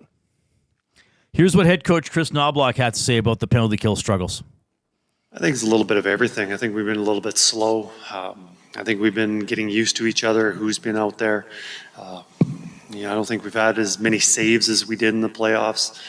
I think our penalty kill right now I know it is dead last, but on the analytics side of it, we are somewhere in the middle, and that's probably where we probably should be. But a lot of room for improvement, and that's for our defensemen with clears, our forwards breaking up more plays, especially on the forecheck, goalies making some more saves. A lot of things. Just collectively, we can get a little bit better everywhere. So the first game of the season, the Oilers were shorthanded thrice. They killed off one. Against Chicago, second game of the season, they were shorthanded thrice. They got scored on every time. Killed off 3 for 3 against Calgary. Didn't win the game. Philadelphia killed off 5 out of 7. That's an interesting one. That's not a 5 out of 7 on the PK. Maybe not great, but also 7 penalties. Like sometimes if a team takes 7, 8, 9 penalties in a game, are you crapping on the penalty kill as much, or are you crapping on the guys who keep putting the team shorthanded? Well, that's the question, yeah. And obviously, Leon had a little bit of a slap on the wrist for that. Against Nashville, they killed off 2 out of 3, won the game, and then obviously against Dallas, they were only shorthanded for a few seconds because they won the draw. Dallas won the draw to Duchesne, and he snapped it in. So that's the story this season. I'm going to put you on the spot a bit here because I don't know the answer, so I want to just figure this out. Where do the Oilers currently rank in terms of penalties taken? Oh, I don't know. I can tell you quickly enough. Like time shorthanded, you mean? Yeah, because that would also tell a story in itself, would it not? Well, yeah, that doesn't help. You're putting more stress on your penalty killers if you're taking a lot of penalties, for sure. I mean, there's a way that the penalty kill can get much, much, much better. That is to take less penalties. Take less penalties. Your percentage might not be as high, but here's the thing. If you're technically you could be 50% on the penalty kill, which is bad, but if you only take 1 penalty per game and allow a goal every second game, you're actually doing okay. Yeah. Right. So, I'm going to try to look this up here. So this season, you want to know penalty kill. Let's just sort this on the fly here. Times shorthanded. Boston has been shorthanded 29 times. That is the most in the league. Edmonton has been shorthanded 20 times. That is the 11th most in the league. Now, the games, well, all those teams above or around Edmonton have played 6 or 7 games. Philly's only played 5. So, yeah, they are slightly above average in the number of penalties they've taken. So, yeah, staying out of the box. But really, that was only a problem in the Philadelphia game when you just kept taking penalties and you're shorthanded 7 times. Good question, though. Darnell Nurse was also asked about the penalty kill. Being physical. It also brings out... we definitely aren't killing at the clip that, we feel like we're capable of killing at.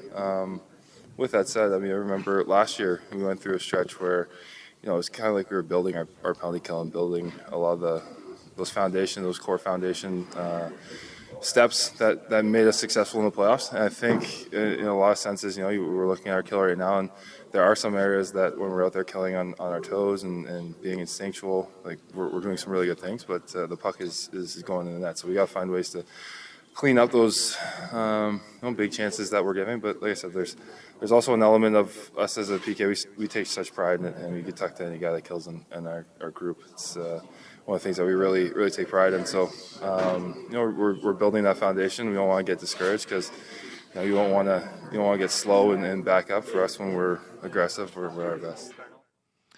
All right. So, yeah, he talked about building it, which, fair enough. You're incorporating some new players. You want to keep getting better at it.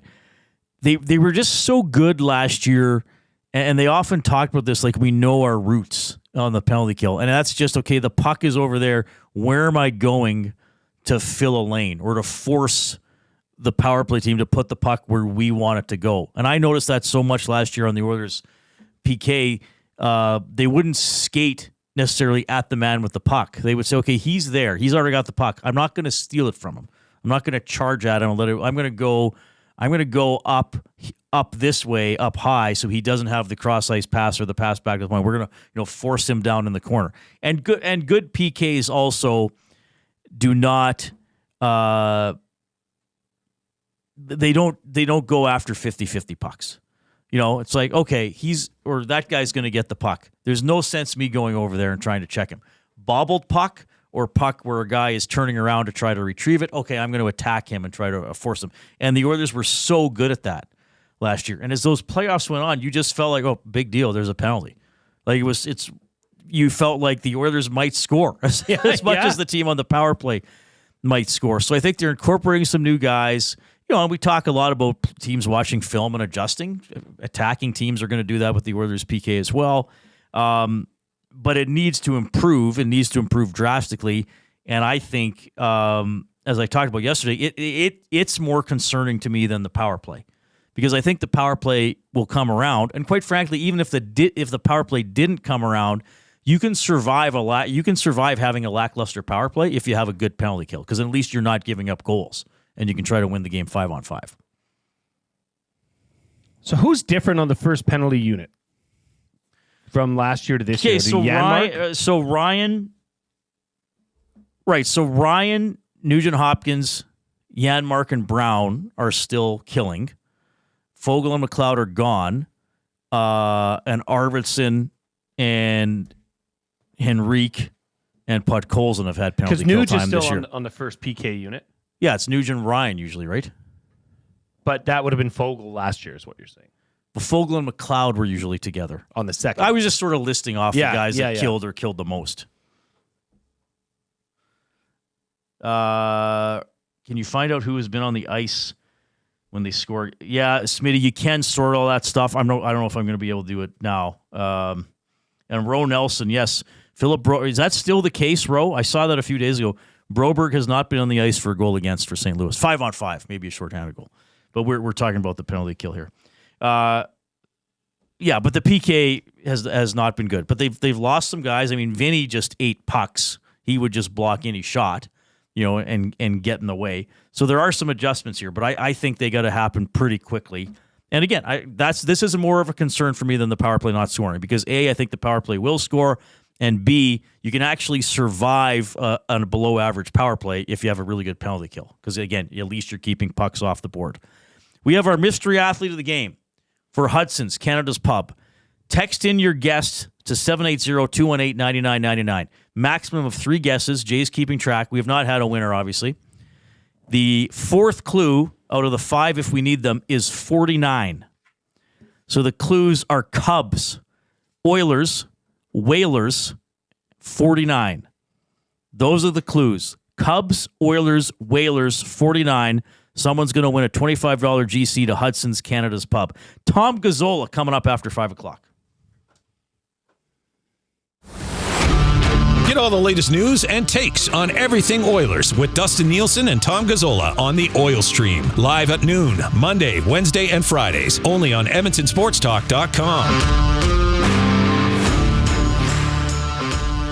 Hi there. If you're like me, you like to picture yourself in luxury, even though there's absolutely no way you could afford it. And if you can, well, even better. Thankfully, I picture myself in something that is luxury, but still absolutely affordable, like the all-new Mazda CX-90 from Park Mazda. With the new luxury features like facial recognition settings and quilted detail Napa leather seating, I can pretend to be comfortable with all of my proper settings activated without even touching a button, thanks to Mitch Lewicki and the great staff at Park Mazda. I like to picture Mitch Lewicki as a ninja fighting off evil samurai. Park Mazda, your dealer for life in Sherwood Park off Y Road, parkmazda.ca. Since 1952, William Huff has been the heartbeat of Edmonton's advertising world. From humble beginnings to a citywide powerhouse, we've been the go-to for signage from print to design and installation. Partnering with Edmonton's top sports franchises and major events, we've helped shape the city's global reputation. Our secret? Unmatched customer service, decades of experience, and a passion for excellence we call the William Huff Advantage. Visit us online at williamhuff.com. You've always known GCL Diesel as the experts in diesel fuel systems, but did you know that GCL is also your source for turbochargers and turbo repair? As a turbo supplier for Garrett, Borg Warner, and Holset, GCL can provide genuine original equipment turbos at wholesale prices.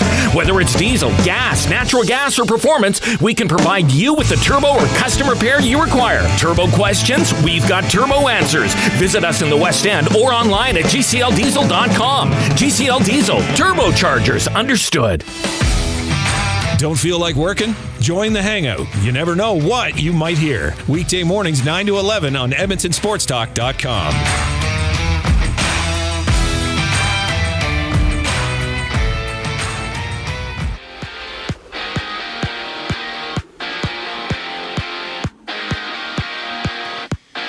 The Oilers and the Hurricanes with Tom Gazzola and Hernan Salas live for the GCL Diesel Oil Stream pregame show at 6 o'clock right here on Edmonton Sports Talk. Right now the Caps are up 2-0 with 2 shorthanded goals against the Flyers. The Wild lead the Panthers 1-0, and the Lightning have 15 minutes to go in the first. Scoreless in that one. And we also see the Rangers facing the Canadiens, Jets against the Blues, and the Avs battling the Kraken, with all 32 teams in action tonight. Over in football, Panthers quarterback Andy Dalton and his wife, along with their 3 children, were involved in a car accident today, with no one requiring medical attention. Deebo Samuel for the 49ers has been released from hospital after suffering pneumonia and battling through Sunday's game with the ailment. He checked into the hospital that night and has since been released. The first 2 games in the NBA regular season go down tonight, with the Celtics against the Knicks and the Lakers tipping off against the Timberwolves. The Reid Wilkins Show with Jay Milne continues right now. I'm Zachary Kubish with your sports update.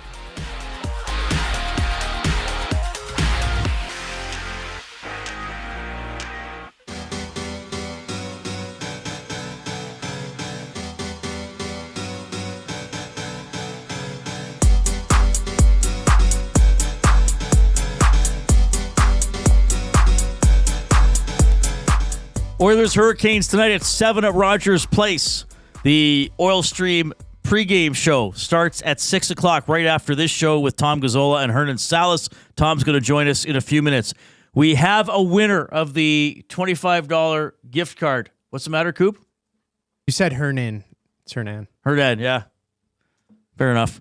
Hernan Salas, 6 o'clock. And then they'll be on after the game as well with the Oil Stream post-game show. We do have a winner, the $25 gift card. Grumpy Cat is the winner, the guy who brought us this trophy to South Fort Chevy about, when was that, 2.5, 3 weeks ago? So, do you want to... No, I want to give it out. Okay. I want to say what it is, because Tom's coming on right away. So the clues that I gave out were Cubs, Oilers, Whalers, and 49. The fifth clue, if we would have needed it, was Scott Young. That's not the name of the player. That's another clue. Scott Young. All right. So this person was traded for Scott Young on December 21st, 1990. He scored 49 goals in the 88-89 NHL season. He played briefly for the Hartford Whalers. He played for the Kamloops Junior Oilers. That's the Oilers clue. And while he was playing in the AHL for the Chicago Wolves, he lived a couple blocks away from Wrigley Field, the home of the Chicago Cubs. I hope now more people have figured out who it is. Not yet, but it does take a few moments. Well, it takes a few to lag. seconds. We'll see if anybody else, while we're waiting for Tom, we'll see if anybody else now knows who this is. And they may be like, oh, come on, Reid, that's where you went? I did go there. It's not Jackie Robinson. Good guess. Jackie Robinson didn't play for the Cubs, did he? No, he played for the Dodgers. 780-218. We have a winner. It's Grumpy Cat. You can still take a stab at it for fun if you want to text in. Or now you can put guesses in the nasty chat. So Cubs, Oilers, Whalers, 49, and Scott Young, and I've explained where they all come from. Yeah, lived in Chicago near where the Cubs play. Anybody writing it in now? Yep. Several people? A couple. Scott on a hotel in Beaumont. Bronco Nick got it. Corey B got it. It is Rob Brown, my longtime colleague, my previous job. So he lived in Chicago, close to the home of the Cubs, played for the Kamloops Junior Oilers. That's why I said Oilers. He played for the Hartford Whalers, who, by the way, what franchise are they now? Carolina. So it ties into tonight's game. They all have tied into that evening's game, one way or the other. 49 goals in 88-89. I thought somebody would get it there. And he was traded for Scott Young in December of 1990. And then Scott Young helped the Penguins win the Stanley Cup in 91. So Rob, unfortunately, just missed out on that. We have a mystery athlete of the game for Hudson's Canada's Pub every weekday Oilers game day here on the Reid Wilkins Show with Jay Milne. I like doing that. I like putting those clues together. I like trying to be diabolical and misleading. Saying that out loud makes me sound like a really horrible person. I don't think so. I think it's very fun. It's very engaging. And your clues are spot on. They're great. There were some interesting guesses, though. You said like somebody guessed Nick Fotiu. Theo Peckham came up a couple times. Oh, wow. Well, somebody guessed Knobloch, right? Because he yeah. coached the Connecticut Whale. Yeah. Do we have Tom? No, we do not. We're getting Tom right away? Okay, we are going to get Tom Gazzola on the program here in a couple minutes. Oilers Hurricanes coming up at 7 o'clock tonight. We should guess what we think Tom's favorite homemade baked good would be and why. Well, something his mom makes. So she is Polish. What is a Polish baked good? I don't know, actually. Coyote Steve is asking us trivia questions now. Coyote Steve, love you, buddy. We're not going to open that can of worms today. Someday we might do rapid fire trivia for Reid and Jay, but we're not going to go down that road quite yet, because that could hijack the show for sure. Before 6 o'clock, maybe even before 5:30, we'll have the latest keyword for the EST Flyway to LA, presented by the 780. All right, here he is, my good friend. And now I'm also happy to say my colleague, host of the Oil Stream here on Edmonton Sports Talk, Tom Gazzola, checking in. Tom, old boy, what's going on? Oh, that was beautiful. Thank you, Reid Rick. I'm honored to be your colleague, and we've been friends for a very long time, and Glue Guy and I became fast friends, and that's the history of us as a three-man wolf pack, I guess. The three-man wolf pack. There we go.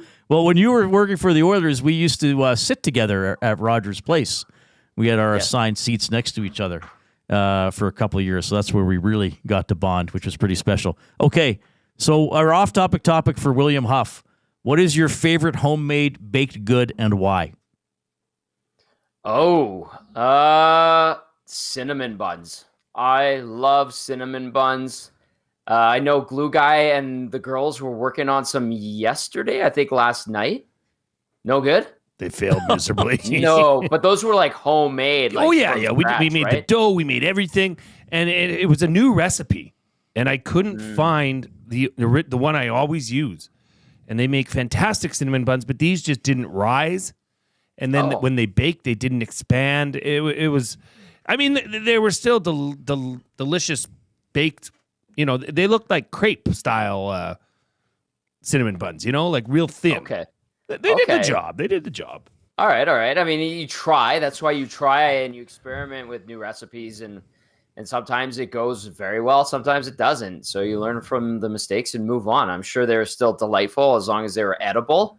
And there's something about like the scent, and like the warmth that comes with cinnamon buns, and then like get the ice, you spread out. I love cinnamon buns. I can eat them morning, day, night, whatever. Like that's how much I love them. Now, is this a Mama Gazzola special, or would she have something up her sleeve that would, more tap into her Polish roots? Right. And I saw and was listening to you guys talking about somebody that was Polish.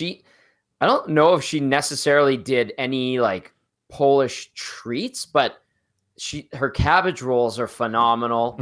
I have to say that, like she can do homemade pierogies, and to my mom's credit, she's ironically enough literally just taking off for Poland right now. She just said goodbye to all of us. She's going to go visit my grandma for like a month and a half. So my dad's got the green light for the next little while. Oh, wow. Look out, St. Albert. And my mom actually took to Italian cuisine very quickly and aces everything she makes that is pasta related or anything Italian. And then she makes these just absolutely tremendous cabbage rolls. But Jay, like I'll be honest with you, she didn't make cinnamon buns from scratch. She'd always do like either someone's really quick recipe where the dough is made already, or she would just get like the Pillsbury ones that you throw in the oven and peel off. All right. Very thorough answer. Appreciate that, Tom. Always. I apologize. Always love hearing you. Always love hearing you talk about buns. So killing times. Oh, what do you make of this? And look, this could be one of those things where this was the start of something. This could be one of those things where it's like, gee, that wasn't a big deal after all. We'll see maybe in the games and weeks to come. But what did you make of Dermott and Nurse being together, and then Nurse being on the right side today at the morning skate? I was surprised. You and I both saw that, and we're kind of like, what is going on right now? I don't think we've really seen Darnell Nurse deliberately put in on the right side at all in his NHL career. And Travis Dermott, who has played a little bit on the right side whenever he was paired up with Nurse and was playing with him, that's where he went in there. So it feels like they're just trying something. I was asking Matt Cassian that too. You're going to see it on Game Changers later on in the show. I'm like, Cass, like, why? Like, what's the rationale here? And he said the same thing. He's like, I think they're just trying to give it a shot. I don't know, guys. Like, maybe they're just trying to get. I don't know if they're trying to get Darnell going, because I think Darnell has been okay this year in the 6 games that we've seen. So this is a bizarre one. There's a little bit of an adjustment that comes with playing on your offside, especially on the blue line. We saw the Oilers try it with Evan Bouchard a few years ago when Jim Playfair was still the defense coach, and it lasted all of like half a period. But Darnell's in a different situation. I don't even remember that. Guy. Oh, it was so bad. They got scored on like 2 or 3 times in the first 10 minutes of the game. They had to go back to what they were used to. But yeah, I'm surprised. We'll see how long it lasts. We know this coaching staff can switch things up on the fly pretty quickly if things go sideways, and they could. But maybe there's a reason to do it. Maybe it's a strategy thing for the Hurricanes. But we'll see how Darnell Nurse handles being on the right side. And you know what, guys? If it doesn't work out, they can just flip the 2 of them on their sides, and away we go. Yeah, it's interesting to me that Emberson comes out. as well. Jay and I were, I was speculating earlier, like maybe they're, I don't know if like almost like a load management thing with Emerson, for lack of a better term. Like, I know he hasn't played a lot in the NHL. I think Nurse and Stetcher have been pretty good together in the couple games they played together. Knobloch explained it that as we know, it can be harder to pick up pucks off the wall on your backhand, but maybe defending the rush or puck protection. If Nurse skates with the puck, there might be an advantage there. I don't know. I said maybe it's going to force Darnell in the offensive zone to look to make a play as opposed to skating down to the top of the circle along the boards and floating a wrist shot on net that kills a lot of cycles. Oh, you don't like that? It goes in about twice a year, right?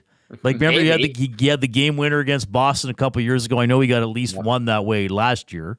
But if you don't have a screen or somebody really tipping it, I don't know. But then you're asking him to make a play on the back end. And I'll be the first to admit that we could be totally overanalyzing this. Like, maybe he's just going to go out there and play defense and been like, okay, big deal, I changed sides. I mean, we want to understand and kind of get to the bottom of why. That's the beauty of covering this team. I would wonder this other thing too. Like, maybe there's something with the Carolina Hurricanes and the way they attack and on what side they tend to do things that the Oilers want to strategize for. Now, could I be reaching? Yeah, but I'm just trying to come up with any particular solution as to why the Oilers have gone this route, trying something with Darnell Nurse that we've never seen before. But maybe, Reid, maybe they do want him coming off his off wing if he ever does decide to rush it. But I'm not sure. It's something. It's a test and an experiment, and if it doesn't last long, so be it. They can just flip the two. Tommy, I mean, you see the changes that they made on the defensive pairings. They obviously made some changes up front with the forward lines and kind of restructuring where they go. Do you find it odd, or is this status quo for Knobloch and company? Or do you think they're fighting it a bit as well? Maybe they're gripping the stick a little tight and making all these adjustments prematurely, as opposed to letting it settle in. Like, where do you come out on that?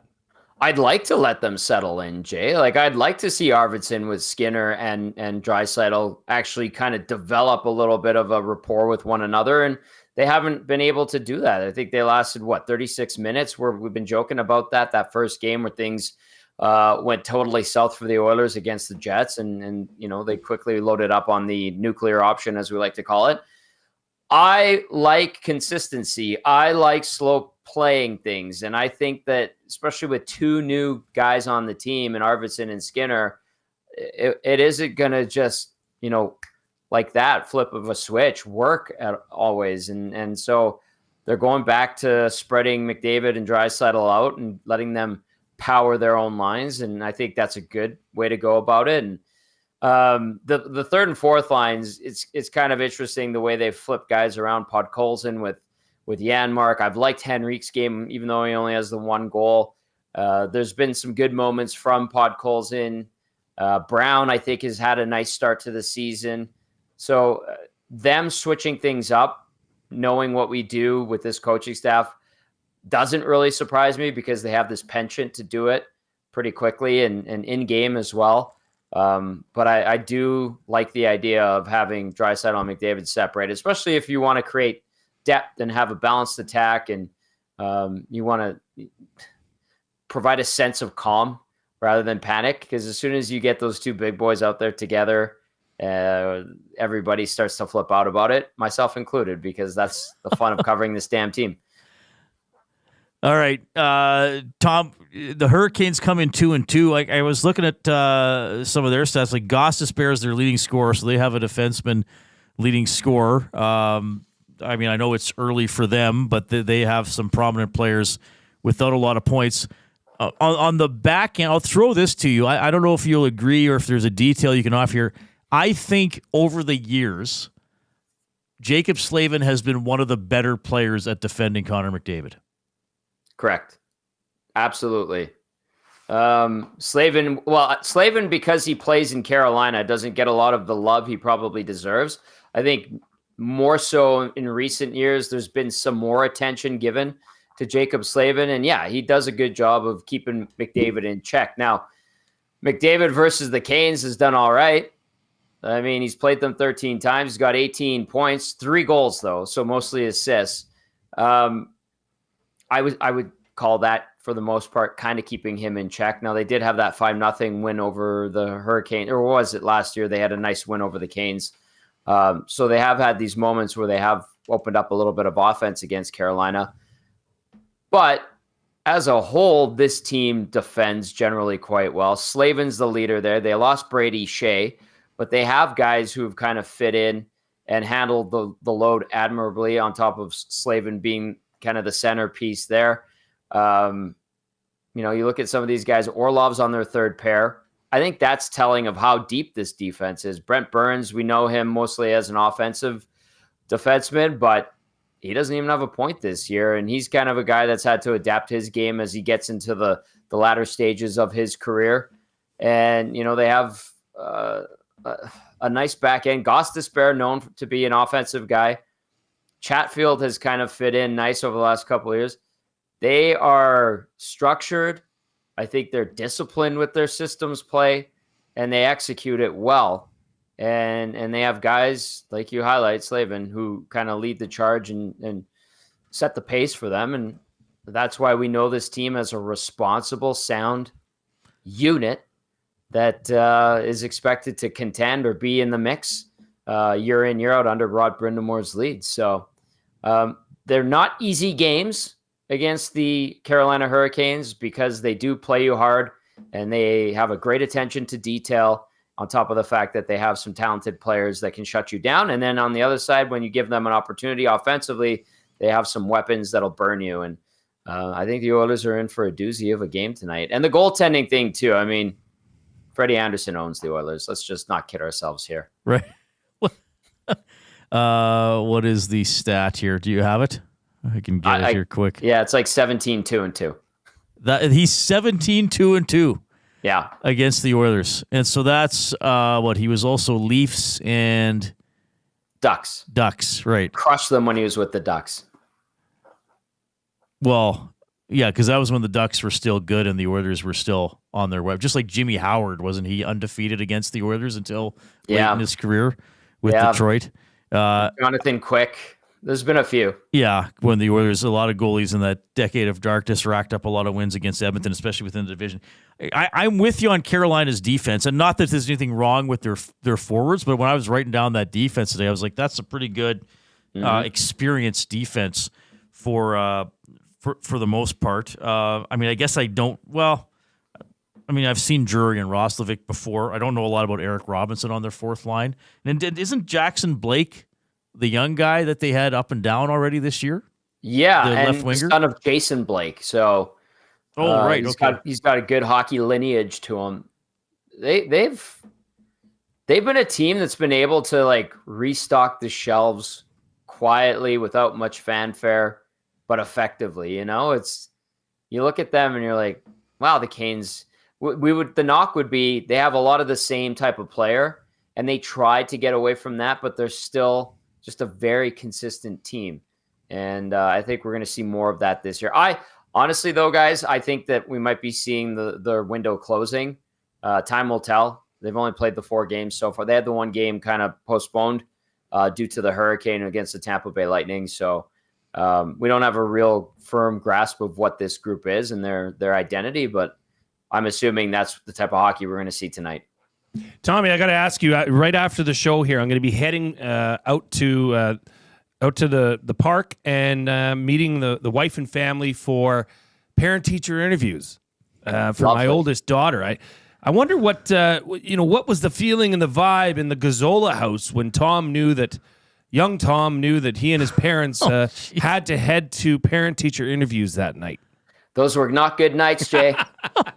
Those were not good nights. I dreaded them. I know. I think we all did for whatever reason. I mean, now with these phones, I can look and see what my daughter's grades are right now. So there's no real mystery to it, but it's still like an anxious time. I don't know why. So it's funny you say that. I don't think it was an easy situation. Was there anyone that stood out particularly for you, Tom?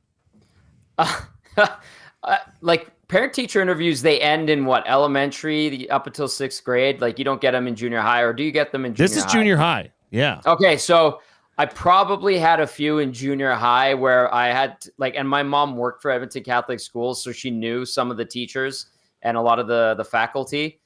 My dad would rarely go to them. It would be mostly my mom because she would give my dad the scoop. And I do remember 8th grade science and math when the wheels really start to fall off for me in those subjects. Just my mom shaking her head at me, being like, "Why don't you try? What is wrong with you?" I'm like, I don't want to, first of all. I hate these subjects. Jeez. And she's like, "You're smart." And I'm like, "Are you sure about that?" Because I'm really good at gym. I'm really good at that, and English and social studies. But those other ones with numbers kind of kill me. But yeah, she would just be really disappointed. And then she'd pass it along to my dad, and he'd be like, What did we do wrong? Didn't we teach you right? And look where you are now. Yeah, look where I am now. Yeah, you're amazing. Yeah. Thank you. Well, I hope my parents agree with that. Actually, it all came around. You focus on your strengths, but you want to come away with good grades. And I didn't really come away with good grades most of the time. Well, Tom, thanks for being so generous with your time. You get an A+ for this segment. Yes. I know you're on in just over half an hour. I'll talk to you again on the post-game show. I can check in once I get home from Rogers Place, chatting about the Oilers and the Hurricanes. Really appreciate it, buddy. Have a good show with Hernan. Awesome. Hannah Yates joining us, too, from the Canes broadcast. Going to be awesome. Okay, perfect. That is our own Tom Gazzola. Love chatting with him. So good overview kind of the storylines here for two teams going into this early season matchup. Oh, you know what we got to do? There it is. The keyword for the EST Flyaway to LA, presented by the 780, a homegrown local shop right here in Edmonton. 780, both the shop name and their in-house clothing brand that celebrates all things unique to E-Town. They also work with close to 100 local vendors from the 780 area code to help promote and get their brands off the ground. Check them out online, 780.com. So the word 7, the numbers 80.com. 5 locations: Southgate, Londonderry, Kingsway, St. Albert, and the Outlet Mile by the airport. You're trying to qualify for a trip to Los Angeles from December 26th to the 30th. You'll see the Clippers play the Warriors. You'll see the Rams play the Cardinals, and you'll see Edmonton in an NHL game against either LA or Anaheim. We're qualifying people until November 28th on the Nielsen Show, the Hangout afternoons with Salas and Gage, and right here on the Reid Wilkins Show, plus once on Saturdays during Hello Hockey. And the keyword today, so text it in to 218-9999. The keyword is Powell. The keyword is Powell. We will qualify somebody and speak to them in a few minutes. More on the Oilers and Canes. Jay has some fun from Monday Night Football he wants to show you. It's Edmonton Sports Talk, your clear choice for Edmonton sports.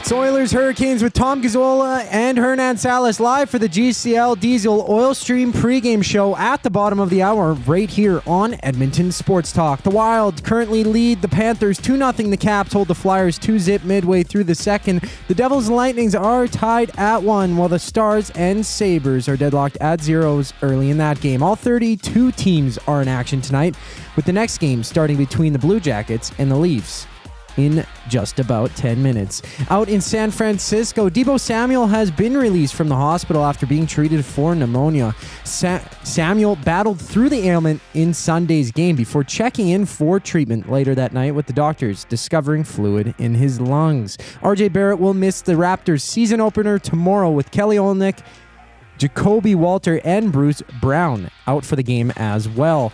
The NBA regular season begins tonight when the Knicks meet the Celtics and the Lakers tip off against the Timberwolves. Right after the break, it's the final segment of the Reid Wilkins Show with Jay Milne before we hit the bottom of the hour for the GCL Diesel Oil Stream pregame show. I'm Zachary Kubish, and now you're up to date. Ready for an unforgettable sports experience? It's the EST Flyaway to LA, presented by the 780. Listen daily for the EST Flyaway keyword. Once you hear it, text us at 780-218-9999 for your chance to qualify to fly to LA. Round trip flights for two, hotel and car rentals, all to go see Edmonton face off against either LA or Anaheim. Plus, experience the brand new Intuit Dome as the Clippers tip off against the Warriors, and top it all off with the Rams kicking off against the Cardinals at SoFi Stadium. This is more than just a trip. This is the ultimate sports experience. The EST Flyaway to LA, presented by the 780 and Edmonton Sports Talk. Your clear choice for Edmonton sports. You want the heavy hitters on your team, both on and off the ice.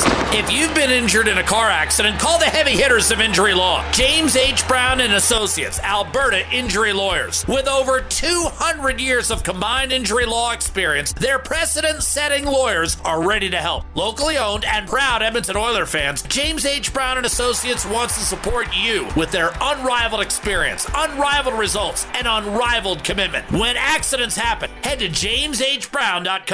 Hey Edmonton, ready to take advantage of lower rates and better pricing? South Fort Chevrolet in Fort Saskatchewan has you covered. From rugged trucks to sleek SUVs. And with over 40 years in business, you can trust that you're getting the best deal on your new ride. As the proud title sponsor of the Nielsen Show, EST listeners can drive a little to save a lot with South Fort Chevrolet's transparent pricing and down-to-earth sales team.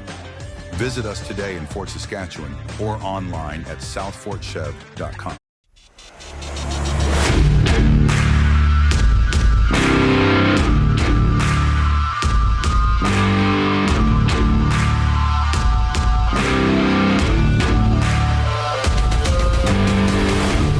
Coming to you from the James H. Brown studio, James H. Brown Personal Injury Law Firm, the heavy hitters of injury law with over 200 years of experience. James H. Brown will get you the settlement you deserve.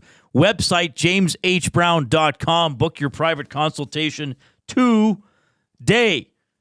Fun day here on the show, getting you ready for the Oilers and the Hurricanes. We've been talking about baking that you like. We've had Welder Appreciation Day here on the Reid Wilkins Show. I've learned some things about welding. We had some very enthusiastic welders talking about their professions in the Nasty Chat and on the EST inbox, so that's always fun. Here's how we expect the two teams to line up tonight at Rogers Place. McDavid between Nugent-Hopkins and Hyman. Draisaitl centering Jeff Skinner and Victor Arvidsson. Adam Henrique between Podkolzin and Perry. Ryan centering Janmark and Brown. On defense, Ekholm, Bouchard, Dermott, Nurse on the right side, Kulak and Stetcher, so Emberson is scratched. Stuart Skinner will be your goaltender. Skinner on the season, 1-3 with an 8.51 save percentage, 4.03 goals against average. Freddie Anderson so far for the Hurricanes, only a couple of games, but very good stats. He's 1-1, 1.53 goals against average, 9.36 save percentage, and was... as Tom was telling you, has loved playing the Oilers over the course of his career. 17-2-2 in 22 appearances with a 2.30 goals against average and a 9.24 save percentage. Slavin with Burns, Gostisbehere with Walker, Orloff with Chatfield. That's their defense. Aho centers Svechnikov and Jarvis. I think that's a great first line. Kotkaniemi with Jackson Blake and Neshkis on the second line. Jordan Stahl, Martinuk, and Carrier on the third line. Drury, Roslovic, and Eric Robinson, the Canes' fourth line, and they are coached by Rod, the Bod, Brindamore. Wonder how many people to his face call him Rod the Bod. I would. I think that's a compliment. Players? Wouldn't that be a compliment? I would think so. If your nickname's the Bod, he's 54 years of age. Looks like he could still play. And it's got to be something that, if you're a player, you don't want your coach to be in better shape than you. No. It's got to be a bit of an inspiration. I was always intimidated by Rod Brindamore. Even like just watching him? Just watching him play. It was a very, very serious look on his face. Something like, he'd have like that flick or that switch where he'd turn into a psycho. Right. At any given time. You just never know when old Psycho Rod's coming out. Amazing career. 1,484 NHL games, 1,184 points. And an incredibly productive player, but, a tough player as well. Just a good all-around player. And kind of not surprised he's become a pretty good coach as well. So, that is the matchup tonight at Rogers Place. I know for me this isn't a big storyline, but I guess it is worth bringing up just for, I guess, a little more fun context to the game, or whatever you want to call it. The Oilers were beaten 6-3 by Carolina last November 22nd. That was the game they were getting killed after 2 periods. They played a pretty good third period, made the game marginally interesting, and then the Oilers won their next 8 games. Then they lost 3, and then they won 16 in a row. So after the Oilers were beaten by Carolina last November, they went on a 24-3 run, which obviously more than salvaged their season. Who we got, Coop? Terry is our qualifier. Terry, congratulations for qualifying for the EST Flyaway to LA. You're on with Jay and Reid. How are you doing? Excellent. How are you guys? Doing very well. Who would you take to Los Angeles if you were lucky enough to win this trip? Probably my loving wife. Who's the bigger sports fan out of the two of you? I am. We're right now, me and my son, though, we're going to the Hurricanes-Oiler game. Oh, good. Have you been to an Oilers game this year? No, first one of the year. Okay, well, maybe I'll see you there. Say hi if you see me. How are you feeling about the team so far, sitting at 2-4? Yeah, they have some things to work around here to turn it around. But you're right in Dallas. They played actually a pretty good game. Myself, I'm more of a Hurricanes fan, so we'll see what my Hurricanes can do tonight. Now, how did you become a Hurricanes? Please tell me it's because Rob Brown played there for half a season. Yeah, that question was pretty good, but he's no Mike Liut, so I'm not really sure. But just a Whalers fan growing up, so just stick with the team with Paul Maurice and all that fun stuff. So, Terry, Jay here. Our off-topic topic today was your favorite homemade baked goods and why. So what's the favorite in your house? Homemade baked goods. I would say lemon poppy seed cake. Ooh, oh, nice. No one has said that. Okay. And who makes it? My wife does. It's excellent. Okay. Good stuff. I think you've earned some brownie points with your wife and your son today, and with us for listening to our show and qualify for the contest. So remember, Dustin's giving it away on his show the morning of November 29th, so make sure you tune in that day. Hey, congratulations on qualifying. Thanks for listening. Thanks, man. Talk to you later. Okay, right on. So we got another qualifier for the EST Flyaway to LA. It's Terry today. Yeah, so last year, November 22nd, Carolina beat the Oilers 6-3. They played again shortly after that, December 6th. Edmonton won the game 6-1, win 5 on their 8-game winning streak. I know that's last year, but just to give the context of the last 2 times, I guess you can say the winning team's going to score 6 goals tonight. I don't know. Take nothing out of that. Are you a big prediction guy? No. I mean, I'm forced to make them because of this profession. Yeah. And I think if you're a sports fan, it's part of the landscape. I'm not a huge predictions. I mean, I specifically did a list before the season of intentionally silly, overly specific predictions. Why do you ask? I was just wondering. I think it'd be fun maybe if we can get some incredibly inaccurate predictions. Like intentionally From the inaccurate listeners. predictions? Yeah. Well, that's what we do like when we say pick who's going to win the cup, but give us something silly that'll happen this season. Like Gary Bettman will mispronounce the team wrong when he hands out the Stanley Cup or something like that. I think that, if you have an outlandish prediction for tonight's Did game. Did somebody send please... one in? Is that what made you think of this? No, not at all. It's just, I've seen predictions come in the nasty chat, particularly earlier in the show. So I just want to see what the... Well, somebody says Hyman's going to score. That's going to happen eventually. Well, and then we did talk about Darnell Nurse and changing sides and all that, and now obviously he's due. Hyman, though, he's the most likely to score, according to Coolbet. Mike Liut played for the Blues, Whalers, and Capitals. Was Mike Liut not a finalist for the Hart Trophy?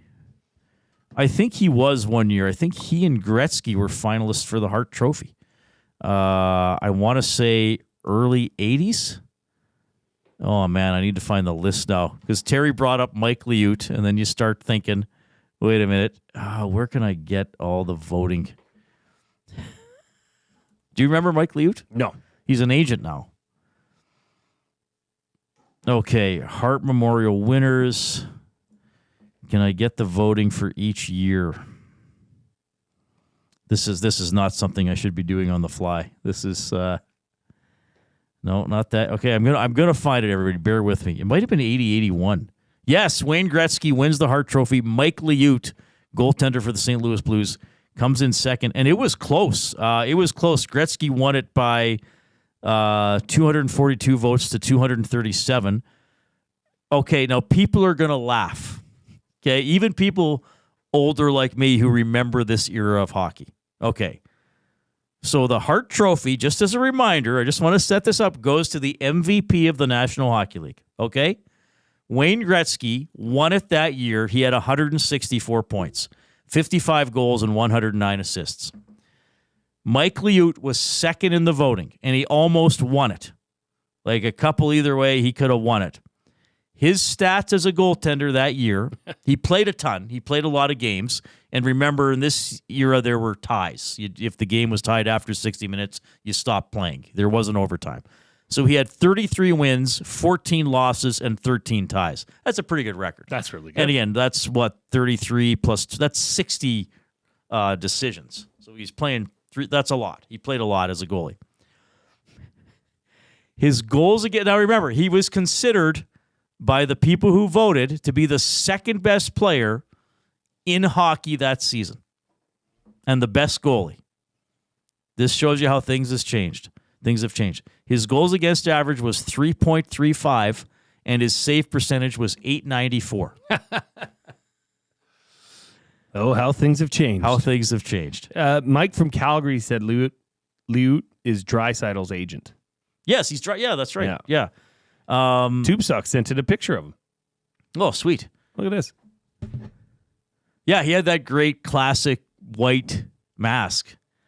Maybe tomorrow is Mike Liut Appreciation Day. But Mike Liut was a good goaltender, for sure. From Ontario. I mean, he played a ton. Like, he had... In the next year, he had 64 appearances. He played 68 games in 82-83. So he played a ton for that team. Now, why did he not? Oh, I think that year, the Vezina still was based on stats, not on voting. Because I was like, how did he not win the Vezina in 80-81? But I think that might have been the last or second last year. They still gave it away based on stats as opposed to voting on the best goaltender. But was he not the was he not the Canadian goalie in the 81 Canada Cup? Canada lost the championship game to 8-1 to the Soviet Union. I'm talking about things from before Jay was born. Sorry, buddy. I think Mike Liut was the goaltender let me recall that on the Canada Cup team as well. Boy, Terry brought up Mike Liut, and Reid falls down the rabbit hole. Thank you, Terry. 780-218-9999. Nasty Chat on YouTube. We are over 100 likes, so we will reveal the next ingredient for the chocolate chip cookies that Dustin gave us tomorrow. He's giving us a small portion of ingredients to bake 2, maybe 3 cookies at the end of the week.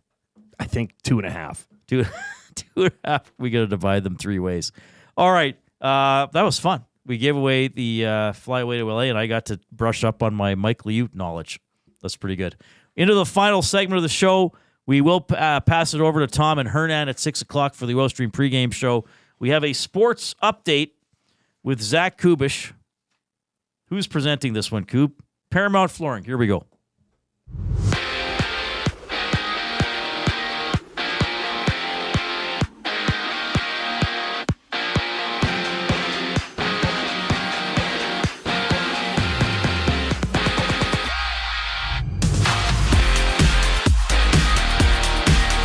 The 6 games on in the NHL right now with the Capitals up 2-0 against the Flyers. Wild leading the Panthers 3-0.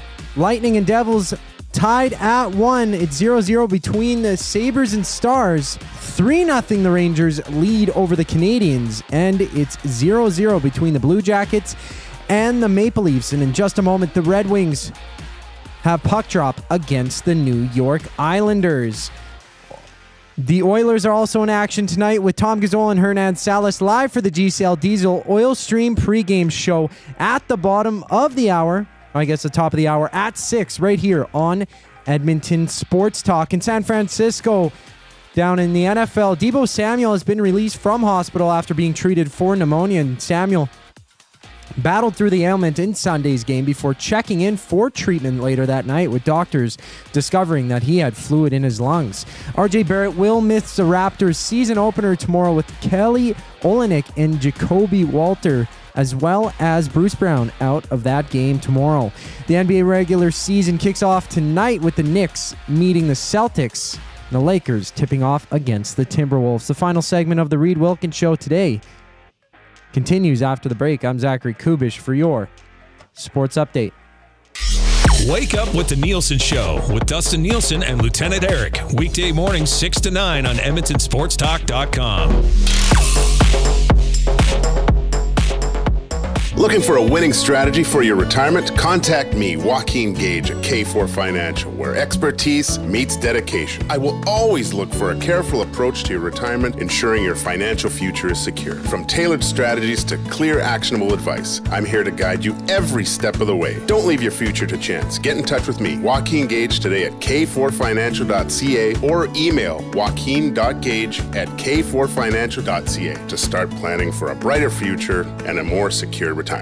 A&W has a deal for you. What's better than one A&W Mama Burger made with a perfectly seasoned grass-fed beef patty topped with pickles, a slice of onion, ketchup, mustard, and teen sauce served on a toasted sesame seed bun? 2 Mama Burgers for only $9.99. You can enjoy 2 of these delicious, mouth-watering Mama Burgers for only $9.99 at participating A&W restaurants in Edmonton, St. Albert, Sherwood Park, and Devon. What a deal! And to make it even more convenient for you, most A&W drive-thrus are open 24 hours. Edmonton Sports Talk delivers a mass audience of key, influential customers to your business, all while you associate your company brand with the biggest names, the hottest sports news, and teams from every league around the globe. Oilers and Elks, NHL, NFL, Major League Baseball, and the Association, Formula One, soccer, golf, oh sweet mama! The excitement is palatable on Edmonton Sports Talk. It's where fans go to get their sports fix and where our partners find the most loyal consumers. Contact us today and see how our team on Edmonton Sports Talk can score the biggest goals for your business. With various advertising options available, email business@edmontonsportstalk.com or head to our website and send a message at edmontonsportstalk.com.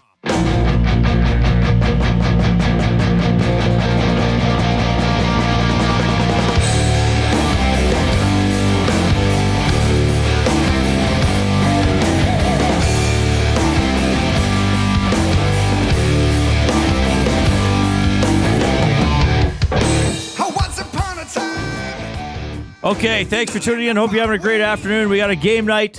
Tom and Hernan will have the Oil Stream GCL Diesel pregame show coming up in about 15 or 16 minutes. Capitals Flyers, big fight in that game. Delorier and McElrath. You'll probably be seeing that on the highlights tonight.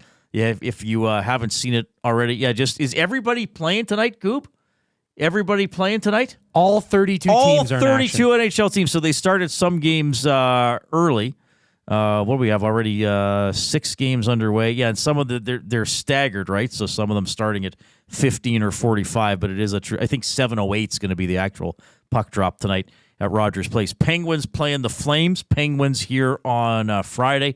Always fun when Crosby comes to town. That is going to be the Oilers Hall of Fame induction ceremony night. Randy Gregg and Craig McTavish, both men scheduled to join us on this show before the end of the week. Nice. So that'll be fun. That'll be a lot of fun here on the Reid Wilkins Show. All right, 780-218-9999. Nasty chat going on YouTube. Thanks for getting us over 100 likes. Appreciate all the baking stories. All the off-topic topic for William Huff. Your favorite homemade baked good. Mine simply my mom's chocolate chip cookies, which you see me eat often, or at least one of them. Lots. Yeah. I'm going to bring some in. I'm determined to make them tonight. You're making cookies tonight. No, sorry, not cookies. Sorry, I thought you were talking about the other delectable delight we were talking about. Bark. Oh, you're making chocolate bark? I'd like to. Okay, I won't stop you. Okay. What you do with your oven is your business. Hey, interestingly enough, I saw this and I gotta ask you what your thoughts were on it. If you saw it or not, I don't know. But Taco wrote into the ESPN box and said, "Did the Tua interview last night rub either of you the wrong way?" I didn't see it. I'm sorry. What did he say? The question was, are you going to wear a Guardian cap? Oh, right. When you return to play, because he's expected to return to the Dolphins lineup this week, and it was an emphatic no. Why? Personal reasons. So it was. Did it? The question is, did it rub me the wrong way? I don't really care one way or another, to be honest, because it's out of obviously anybody's control other than Tua. Do I think he should?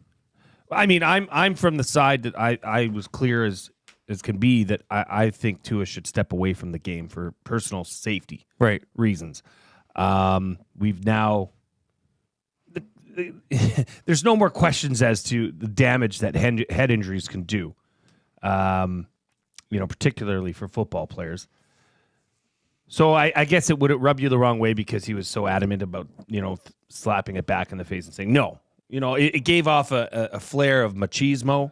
So there was a player I'm sorry I don't know the name. I met up with some buddies for Monday Night Football, so I wasn't even paying too close attention to the sound. But there was a Buccaneers player that had the Guardian cap. TJ Hill, who I think is one of the better players in the CFL, wears one for the BC Lions. And these are they look like they're wearing an oversized helmet, almost like from a Big Heads video game or something like that, but it's extra brain protection, basically. Would there be a stigma around these, like how some players, where we kind of say, well, why don't more NHL players wear neck guards? And it's just kind of like, well, it's just sort of not done. We just sort of don't do it, Yeah, absolutely there is. I mean, I think it was J.J. Watt, who's retired now, was asked about it, and he kind of scoffed at it as if, well, I certainly wouldn't wear one. I give two craps what anybody thinks. It's up to the individual.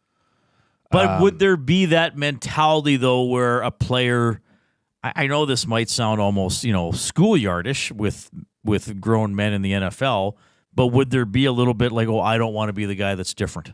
100%. Yeah. 100%. The peer pressure would be quite high.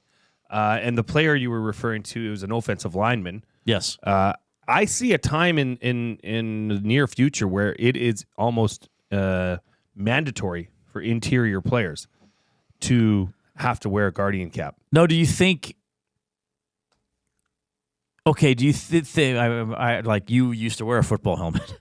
Do you think there's going to be a better helmet design that isn't oversized like that can give the head better protection without looking out of place, so players can't be noticeably seen, he's doing something extra for protection? I mean, they are making huge developments in helmets. I mean, Reid, if you were to look at a helmet I played in when I was 8 years old, 9 years old, you'd laugh. And they were throwing out young kids in these helmets. I mean, it's just like anything that has developed. I mean, science, technology gets better with time. So yeah, I think I think the Guardian cap, once again, I think it's mandatory in practices, even in the CFL. But it's a choice if you want to wear it in game. Right. And a very few players. I think I've seen players. I think TJ Hill's the only kind of regular CFLer I've seen wear it. Yeah, I noticed that as well. He wears it every play. He's a really good player. Yeah. Now, would players... I'm not saying teammates would mock a teammate for doing it. Yes, they would. You think they would? 100%. Like, why do you need this? Well, that's just the like the machismo. I was saying the air of, well, we're tough guys, we're football players, but there's always going to be that 100%. Most players in the NFL don't even wear pants, like padding in their pants. Like they don't wear thigh pads, knee pads, butt pad like you used to do. It's just some people don't want it, and it's personal choice. But And that's where it comes down to Tua as well, is that is a personal choice. I think it rubbed people the wrong way because of it's hard to see. It's hard to see a player continually put himself and his life, his health at risk every time he steps on the field. So what do we know? And again, I'm not being skeptical about it. I'm just do we know any numbers about these Guardian caps? Are they still too new to say what they actually prevent or don't prevent? I think like anything, it's gonna be a case where it takes several years to see how these are they actually reducing head injuries? Are they actually reducing concussions? Right. I don't know, Reid, that they would.